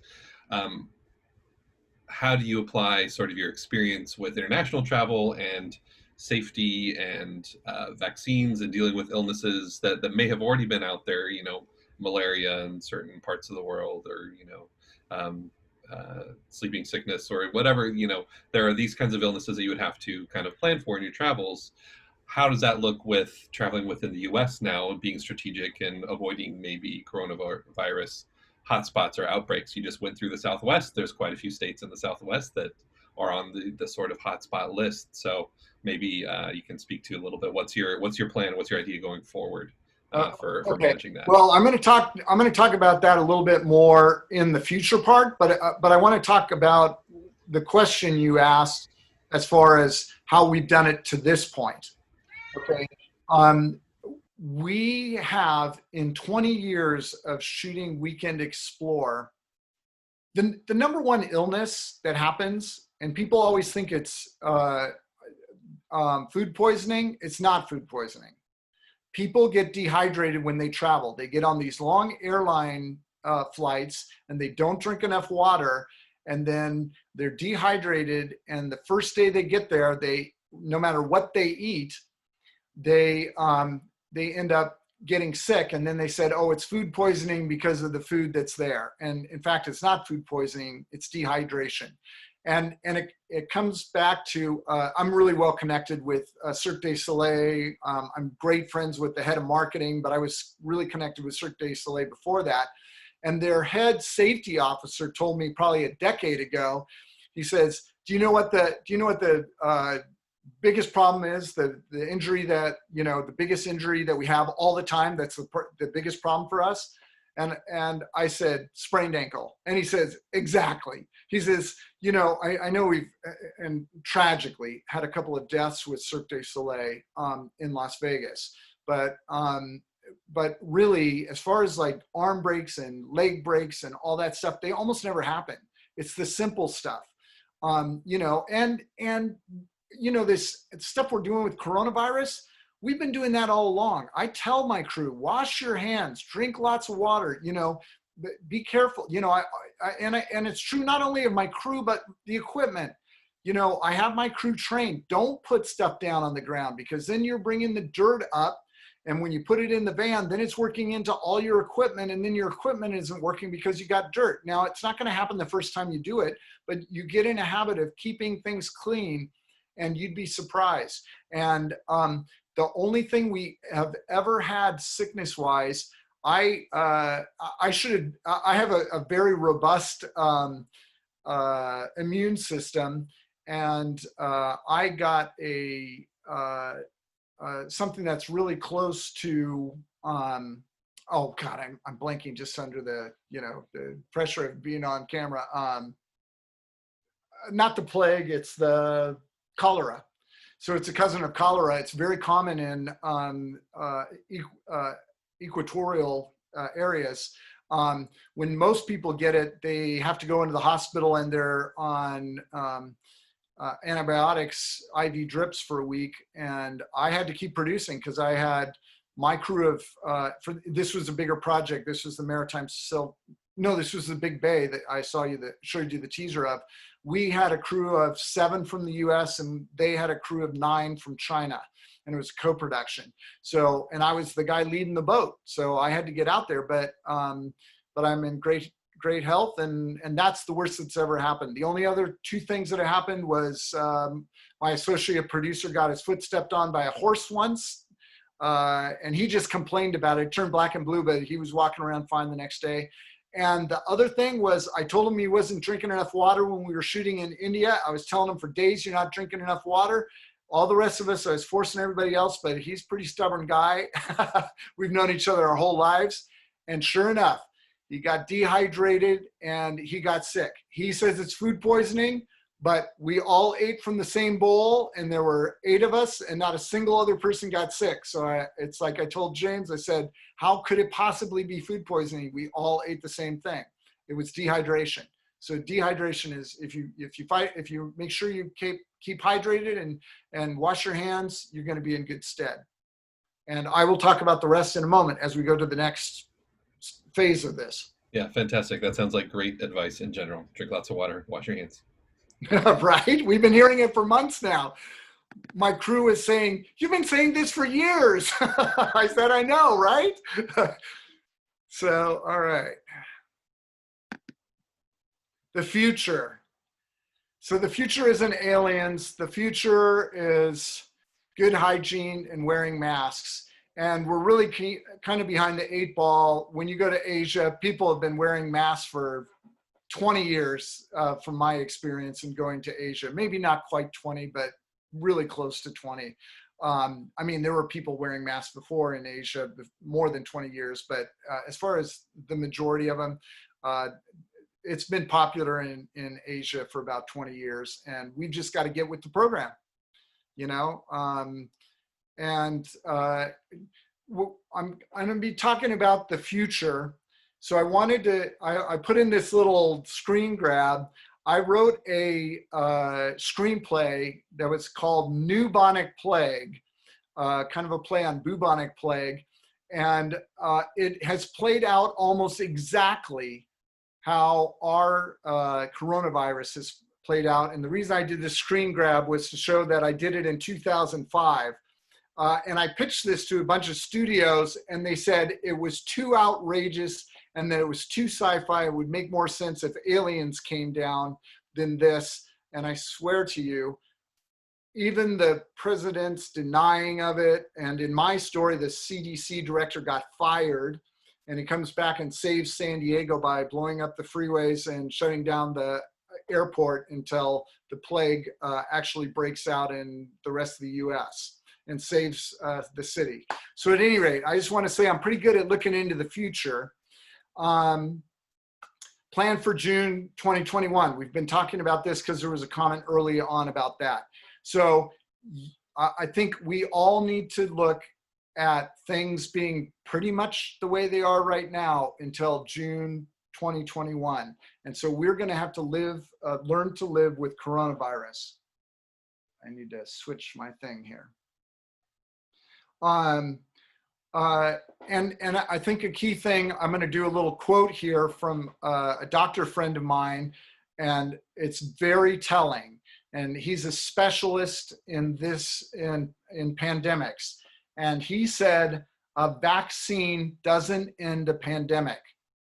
Vaccinations end a pandemic. And so the key thing is even if we get a vaccine tomorrow, which couldn't happen, that tested and did everything that we wanted it to do, by the time everyone gets vaccinated, it's going to be June 2021. So that's a minimum that we're talking about, June 2021, before life could be like it was in December of this year. So we really need to plan for that. The future holds smaller crews wearing more hats. Here in San Diego, we are, I know I kind of mentioned this before, we're really good at doing that. So, you know, in LA, where they can't produce a film with a crew of less than 40 people, and some of them have 90 and 100 and more than 100 people. Here in San Diego, we shoot with small crews all the time. So I think that we are really well positioned moving forward. And when I talk to my producer friends in LA, what are they trying to do? They're asking me advice on how I produce stuff, because they all feel that exactly what I just said is the future. And that here's a key thing that I've heard from about 3 major producers. One of them was a producer of major films for Disney for probably 6 years. He said, anything that gets produced of quality in the next 6 to 8 months is going to get snapped up. This guy's really well connected. He's got a bunch of projects going, and he's trying to, his projects were all 20 people plus, and he was considered super small in LA. And now he's trying to figure out how to do it with 5, 6 people like I do it. But he said that stuff's going to sell. And part of the proof that he offered, there's a bunch of proof that the different producers, big producers I know up there have offered. But what he pointed out, which I thought was very interesting, is that Netflix is now buying content from Russia because it's so desperate to have new content. And he says, you know, the lip syncing's terrible, the quality is terrible, but they're so desperate for new content because, back to what I was saying in just that last segment, is you got to feed the beast. So you know, we all need to put our thinking caps on and figure out how to make money, because we can do it, and we are really well positioned to do that.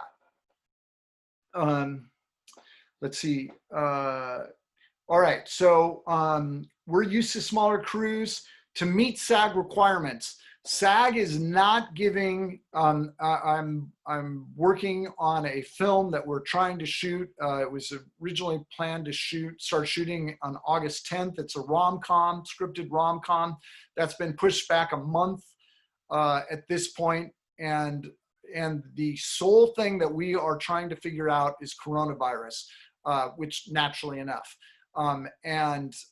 So the future is going to be these separated crews. So the camera crews on one side of the line and the actors are on the other. It's going to deal with a lot of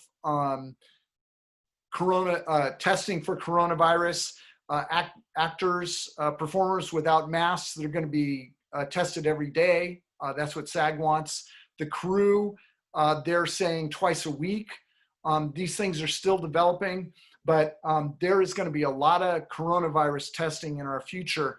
On these big productions in LA, I've been in a number of conference calls.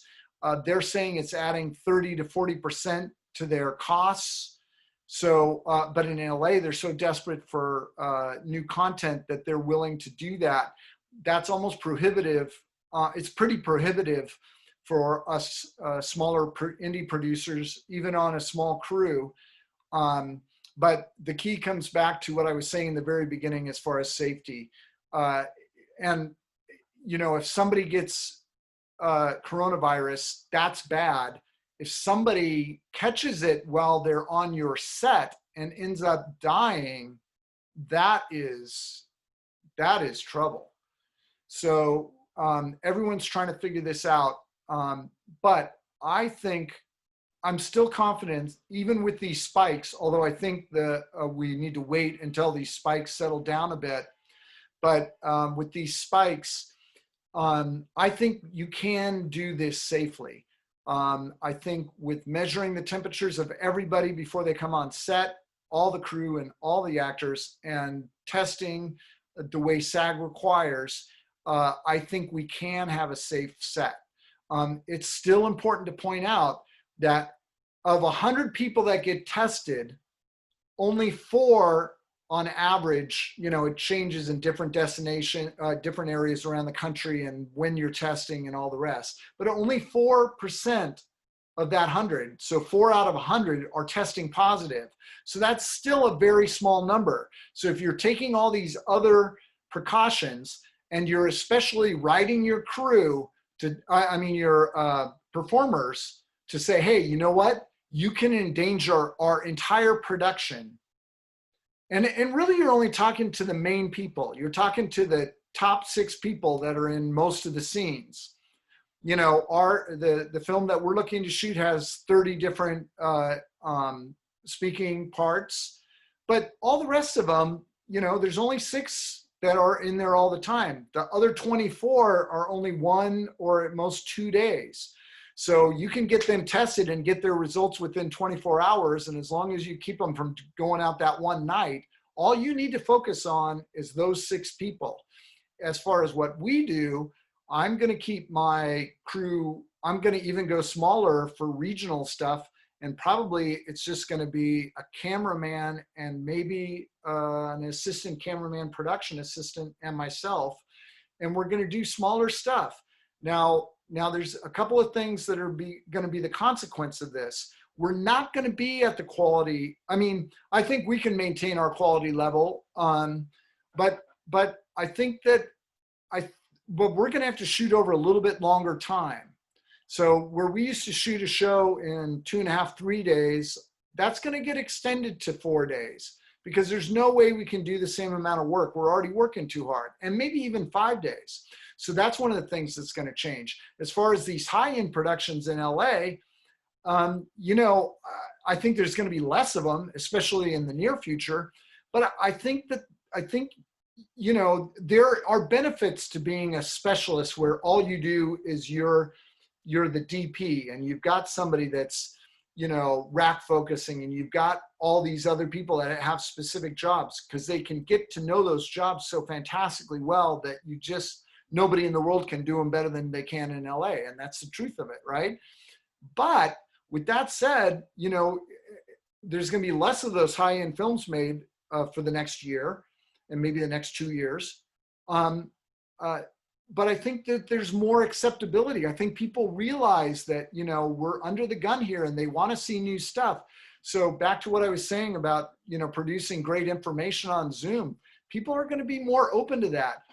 For those of us that are really old like me, you know, you'll remember when MTV came in, and MTV, you know, they were doing this little motion with the camera and everyone had their, you can't shoot like that, you know, and it's whatever. And MTV was partially doing it stylistically, but partially doing it because they could have one camera cover more things than if the cameras are tied down, so they could do the shoot with less cameras. And all of a sudden it became the norm, you know, and now with YouTube, people just holding out their cell phone and doing stuff like that, that started to become a norm on YouTube, and it wasn't accepted on TV.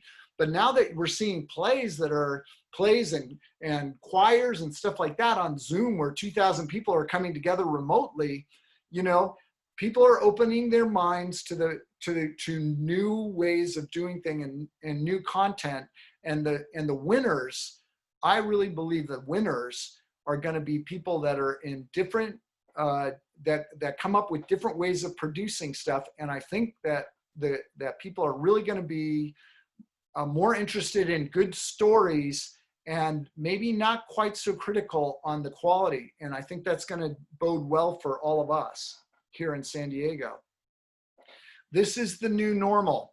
So one of the things that I want to stress with everyone is if you want to start producing, when we're out on the road, we're producing at least 10 to 12 hours a day and sometimes 14 hours a day.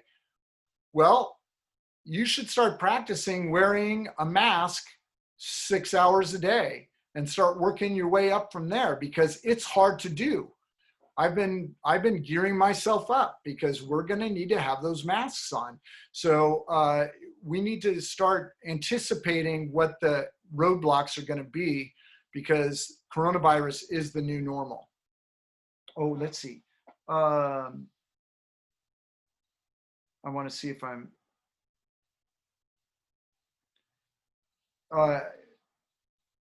Yep, I think I talked about all that. Let's go to the next thing. The new normal's not going away. So here comes back to, you know, why I put in that little thing of me doing the screenplay on the plague, which I thought was ripe to happen, and of course now has happened. Well, I'll tell you right now, and I'm hearing it from, I have a friend that's a bigwig at Verizon, and I'm hearing it from other huge companies. And I was already talking about this happening before I heard from these people. It's actually in response to me saying it that I got this response, is that when coronavirus is done, you're not going to see everybody go back to work 5 days a week in the same cubicle that they were in before. You're going to see, I would say, 40%, if not more, maybe 60% of work being done from home in the future. So, and this is going to, and the government is going to encourage this, because all the traffic that they're having to build these very expensive freeways, if all of a sudden people are spending, working from home half of the time, all of a sudden freeways have doubled in size, or you have half the traffic, depending on how you like to look at that. So, I speak of it now, and that's not directly related to film, but or TV, as what we do. But I just want to stress to everyone that the new normal is not going away when coronavirus is done. So there's going to be some things that go back to a little bit more normal, but we're going to be in a whole new world in June 2021 or after, even once we get the vaccine from coronavirus. So we need to start looking to the future and thinking, how is that going to impact what we do and how we make money? And I think the earlier we start focusing on that, the better off we're going to be at the other end of this. Just to speak to this a little bit more, I think that commercial real estate is going to tank.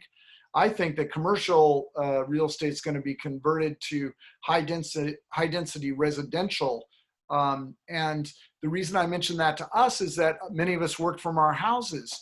So now we, can start looking, we need to start being in living spaces where we can produce things. So, all right, now I'm going to go on to what is BP. BPTV is Barnstormer Productions Television. That's when I got the URL bptv.com. It's because bp.com was taken the night before. So I'm aging myself, but I think that was 1994. Oh, all right. So the projects. I was telling you about us. We had Malaysia set up.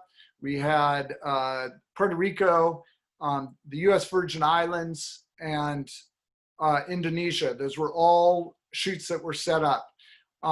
Malaysia has done a great job with coronavirus, and they are starting to try to get me down to Malaysia. A few years ago, I paddled a scientific supply canoe 500 miles down the Amazon, and I'm editing that footage together now, but we need to get some more animal footage out of the Amazon. And so I'm going to be going to Brazil as soon as they open up and allow that. And one of the new normals is going to be 14-day, we were talking about it earlier in the news segment, but quarantining for 14 days. Well, that's an interesting thing, because I'm going to be going down, I'm a cameraman, and I'm going to be going down and shooting wildlife along with some stand-ups. So while I quarantined, the plan is now is that I'm going to go down with the camera equipment and quarantine in a hut in the middle of the Amazon and shoot the animal B-roll while I'm quarantining. Once the quarantine's up, I'm gonna hire a cameraman down there to film, and I think that that's what we're gonna find a lot more of, is that China wants me to come and shoot a 50-part series in China. That's not gonna happen, but maybe not against an 18-part series. And right now, what we're talking about is flying me over and quarantining for 14 days, which is required, and starting that project. So, you know, being the host, it's kind of an interesting dilemma, hosting and producer.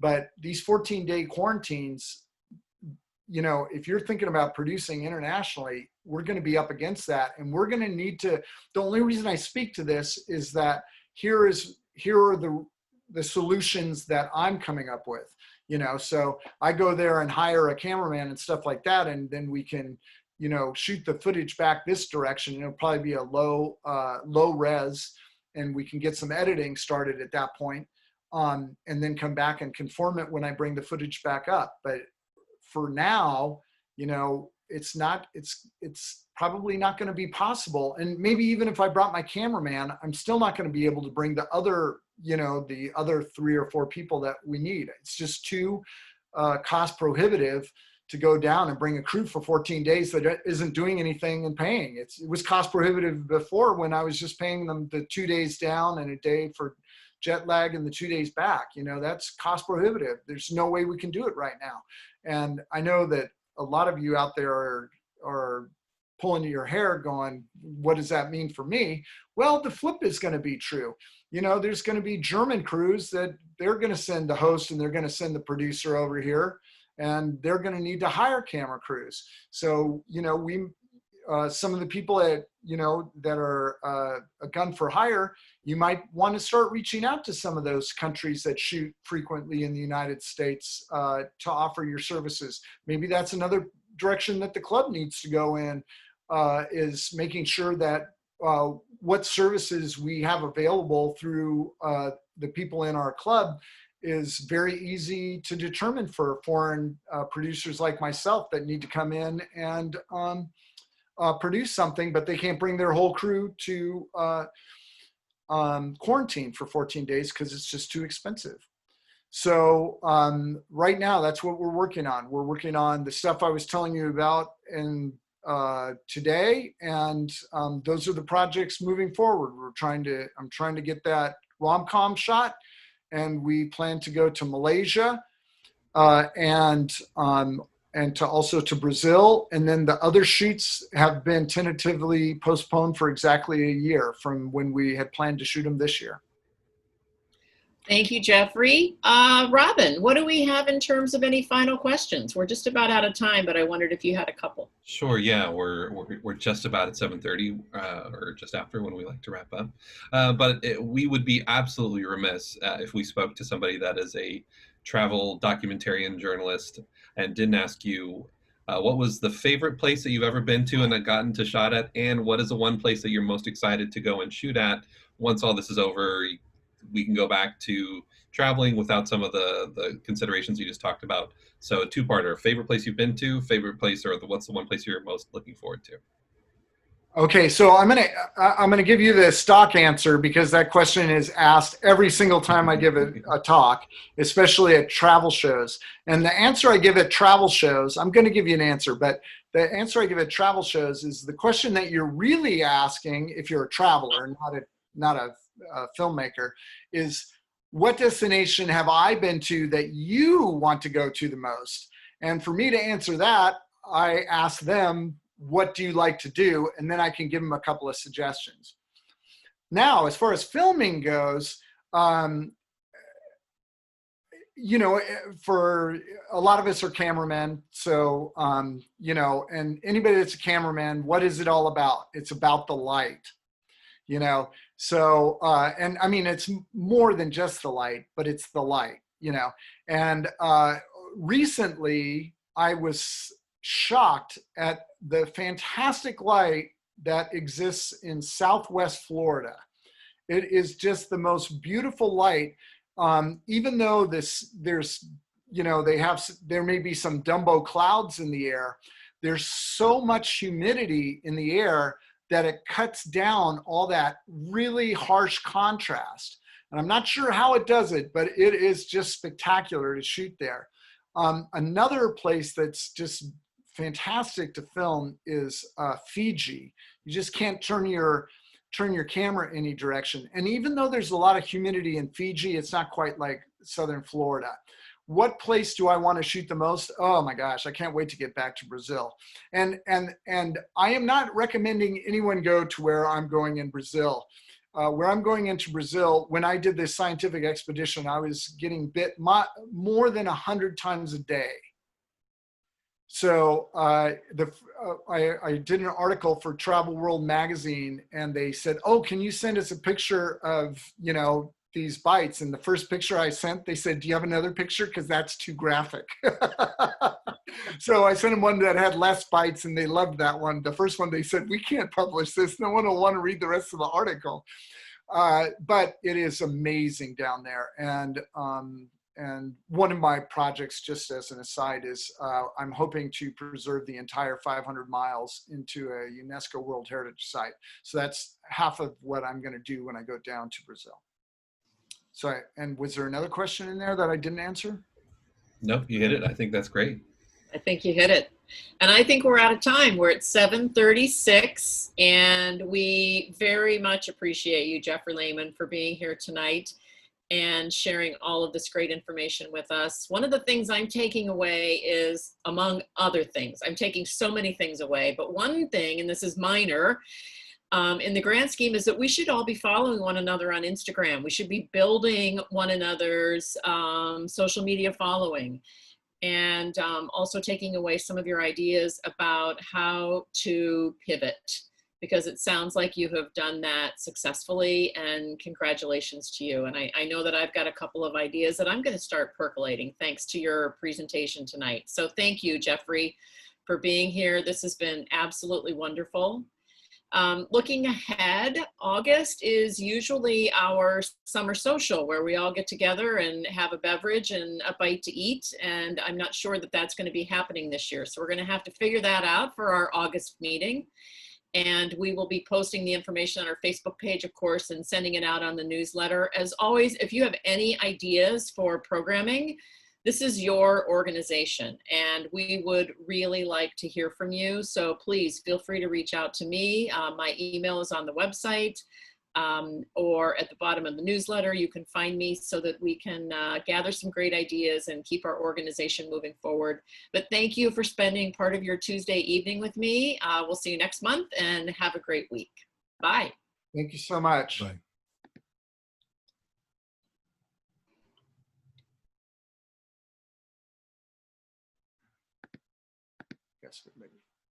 Thank you, Jeffrey. Thank you so much. Yeah, great job, Jeffrey. Thanks. Yeah, you know, sometimes I go like, you know, this is stuff that all you guys already know, and so and then I talk about it, and people are like, oh, that was such a great idea, and I was like, oh, I'm so glad I said it. I ended YouTube, so we can speak freely now. Thank you, Tom. Oh, great. Sure. But you're Jeffrey, sometimes you need to be reminded of things, is what I find.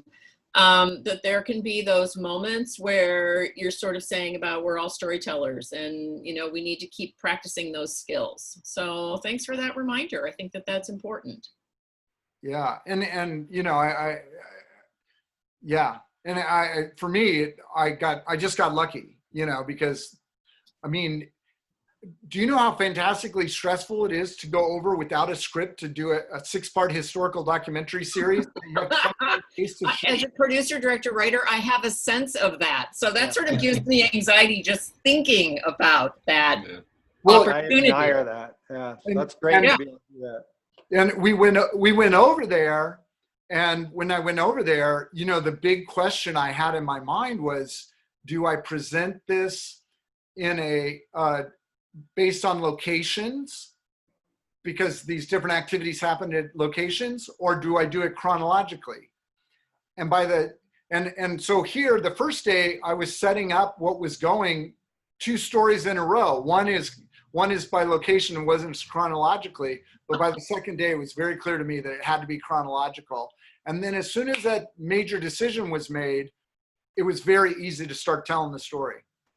So, well, and I think you're wise, as you were mentioning, about jotting down those notes as you go along, because we think those ideas that pop into our head while we're driving to the next location or whatever we're gonna remember those, and we don't.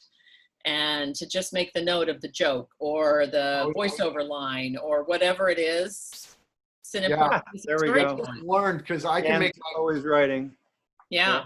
Yeah, I can make my crew laugh, and then we'll go back and I'm like, what was it that I said about Right, what was so great? Were you rolling? Think of it, you know? Like, I'm always like, I'll even do a voice memo if it's like we're jumping out of the van to do it, just because, you know, you get back and you're like, oh, it was great. What was it? Yes, absolutely. Anyways, well, I really appreciate you asking me to speak. And well, thank you for squeezing us in while you were stateside. That was funny what you said earlier. Out of curiosity, that's an interesting lamp behind you. Is that something that you picked up on your travels, or something like World Market? Say it again? That lamp behind you, that looks interesting. You know, that's really interesting. My one of my uncle's best friends, he was an amazing, my uncle's only 10 years older than me, so he's more like a brother. And his name's Dale, and I can't think of his last name. I'll have to ask my uncle. But he became this super famous artist by the time he was 32 and got cancer and died. And these lamps he made about 6 months before he got cancer. And they were very expensive, and my parents bought them. And my mom didn't have room in her house, and I was like, they're mine. So they've literally been in my house since I was in college. But I love them. Wow. So at any rate. Good stuff, guys. Thank you so much. That was great, Jeff. Yes, thank you, Jeff. Yeah, thank you so much. Thank you. We've got, 15 people remaining here. So thank you to the faces I still see. We really appreciate all of you.